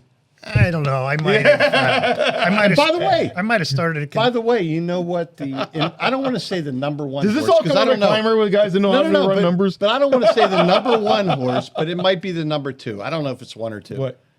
Guess what the name of the horse is? You're talking about Renegade. Yes, Which is the Renegade is How do you the not- odds-on favorite. And As a Steelers fan, Are how they do you? coming out of one? Yeah, Renegade's coming out of one hole. Out of one, no. By the time our listeners hear this drop on Monday, It'll be over. it'll be over. I know. We're not going to give them the heads So up. make on your this. predictions now. Well, listen, I don't know any of the horses running, but you just tell me a Renegade horse is running. Renegade is actually the favorite. Yeah, Renegade's gonna be- the favorite. Well, I'm going to have to go place a side bet on that separately because when we do the system that you set up at the club, we just do a draw, a blind random draw. draw. Oh, it's a draw. That's right. Yeah. You coming up to the club? Sure, Yeah, I'll be good. there. Good. Yeah, You could come I'm in for actually it. going to be playing Saturday. Good. And, And by the way, Lou, we're having, I haven't sent the invite out yet, but we're having a little pre-party or pre-drink here, so you got to come. Well, that Is would it be on breakfast. camera? Is it on camera or not? No, it's not on camera. Not on camera? Maybe we do have the Perry has set us up with Maybe. the mobile. Yeah. Mobile. No, he has set us Mobile up app. with the mobiles. Well, We haven't done the mobile. We yet, haven't. We could. but we could. We could, and we probably will. And the hole-in-one kicks off at the club. It kicks off. Hole-in-one at the club. This Saturday. $7,500 for the I winner. know. Another thing I That's started you, back there. Mr. Lou. That is Mr. Loubricity himself. And it's called now the Cedric Tiger. Yeah. Said that for our very good friend. Our Cedric very Tiger. good friend Cedric Last Tiger. one. By the way, who would have been just an amazing guest. Oh yeah, you would. And the leader. And our cameras would have burnt out like 5 times because there's no way we can keep them talking underneath 30 minutes. Yeah, no Every doubt. second. No doubt. There was no Imagine need the for anybody else. And by the way, Imagine the I story. had said he's I say his replacement, but it's Paul. And he's doing a great job for Cedric because Yeah, he got me a quote. By yeah, the way, awesome. And he was here, and I apologize to Paul. Paul, I apologize, and I apologize when he came in this morning because he said he was coming at 9:30. He was here at 9:30, and I come out of the bathroom, my shirt off. I'm like, Paul, you don't need to look at this. So let me. Truer words have never You've been spoken. lifting, right? You've been lifting. Yeah, kind of, yeah. he probably won't. Well, come You've been back. lifting. One You know, bourbon after another. But by the way, wasn't SETI the most pure No. individual? I mean, just No, let me just say this about Cedric Tiger. He, first of all, said he was the very first person that took me out to play golf in Indiana. Second of all, he's also been one of the most loyalist friends. Greg, I almost look at it like the Last Supper. Do you remember when we sat down and we brought Cedric over to our table? Mm-hmm. And he gave the roast. he did. And he was the roast master. He was so good at that. There's a video out there where he roasted all of us down in Myrtle Beach somewhere. And I think Jimmy. That's hilarious. Yeah. But by the way, close your eyes and picture. For all of you that don't know SETI, which would be 23,000. And that was the SETI thing. Close your eyes and listen. Just close your eyes and listen. I mean, this guy was the purest, most authentic person you want to meet. No, And he would just, and he had a gift to deliver. I mean, he would tell a story, and there's people that walk into rooms, guys, that you could just listen to tell about how to make a salad, and you would listen to him for 30 minutes on how to make a salad. or your grandmother from Sweetwater, Texas. And SETI was one of those. I mean, you could just listen to him, and to all of you that don't know, SETI passed from he passed away a couple days after Christmas from a heart attack. He will be missed by all of us. And the hole-in-one club now Is now known is now as the SETI club. SETI right? Club, yeah. is the Cedric Tiger Because Club. SETI holds the record as a Well, he 20 does. handicap. Yeah. He's had 3 hole-in-ones. And by the way, he was always hitting a wood. There was no iron in his hand when he made these, you know? Just think about the odds of that, all right? Other than personal issues, right? Well, yeah. No, and SETI, and to SETI's credit, Great man. yeah, he bottled down those personal. Whenever you saw him, you would have thought today was the best day. Sure. He always had a big, for lack of a better way of putting it, shit eating grin on his face. He did. And when he'd walk in a room, he'd be like, I'm not sure what's going on, but I'm sure it's going to be hilarious. And I'm gravitating towards that. Yeah, he was you, awesome. And here's the Cedric. Do you know what SETI referred to himself as a circus chimp. No, he did. He was so self-deprecating and truly a pure soul that will be missed by everybody here in Indiana. And, he did, but he would give his shirt off his back for anybody. Oh, no doubt. To his workers, to his family. He did give his shirt off his back to his workers. He did, and to his friends. He did. Yeah. And the last time I got to give Cedric a hug was when he was dropping off those lobsters right after Christmas for New Year's. So I have a cute little anecdote about Cedric. The first time Cedric came home, he was on a trip, and he came home and he said, "Guys, you're not going to believe this. I bought these Alaskan king crab legs, and I got 3 or 4 big boxes of them." By the way, this is a painter. He's a painter. He's a painter. And I asked him many times, are you storing this next to the lead paint or the... Yeah, this is not, we're not talking so about again, close artists. your eyes and imagine this, guys. Okay, close your eyes. Go Right, ahead. and so he wasn't an artist. He was a contract painter, house painter and whatnot. He said, "Guys, I got 4 or 5 boxes of king crab legs and about 200 thick steaks from, I'm not going to name the brand, but he said, funny thing, I just met this guy who's a food broker in the airport." Okay. I said he was just visiting from Russia. I said, "Cedric, the guy knocked off a truck," right? So again, close your eyes and imagine a paint shop. But this wasn't imagine a paint shop with the front of it entirely lined with steaks and crab legs. Well, now I'm going to show my AI that I sent to the group text when said he was going to host. Oh, yeah. Because he was going to host. He was going to host a party. He was going to host a party, which was 2 days after he died. Mm-hmm. And he was sending it out. It was the South African lobster and the steaks. Oh, that's right. Yeah. And so I created an AI of him grilling South African lobster and steaks with paint cans all behind him.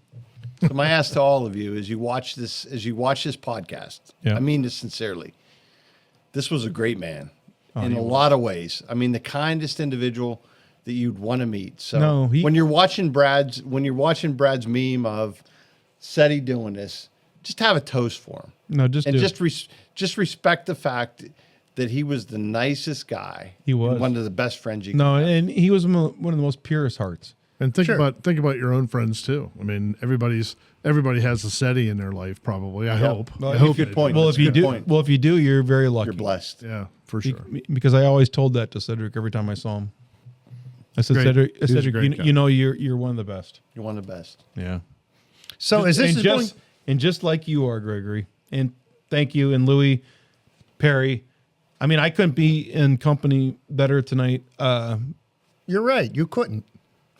I was going to say the same, but no. But honestly, as good as it gets for you, pal. It's a great night. Honestly, it is. Sure, no doubt. And that's not an exaggeration. That's not a lie. That's not even a joke. I think I agree. I'm sure these guys agree too. No, and I was very excited when I heard you're willing to come on. I told Brad there were certain things he wasn't allowed to talk about, and he behaved himself tonight. That's good. But that's for another segment. The ninth sixth segment. That's we ain't doing that one. Anyways, gentlemen, you guys are gentlemen. Great show. Thanks, Greg, for coming. And thank you for being here. Love you, man. Cheers. Love you guys. All right, cheers. This has been Bourbon with Brad. Be sure to like and follow. Cheers. The views and opinions shared on the Bourbon with Brad podcast are our own and those of our guests. Nothing we discuss should be taken as financial, legal, business, or gambling advice. Don't make investment, business, or betting decisions based on our conversations, as you should always talk to a qualified professional. Always drink responsibly, never drink and drive, and only consume alcohol if you are of legal drinking age.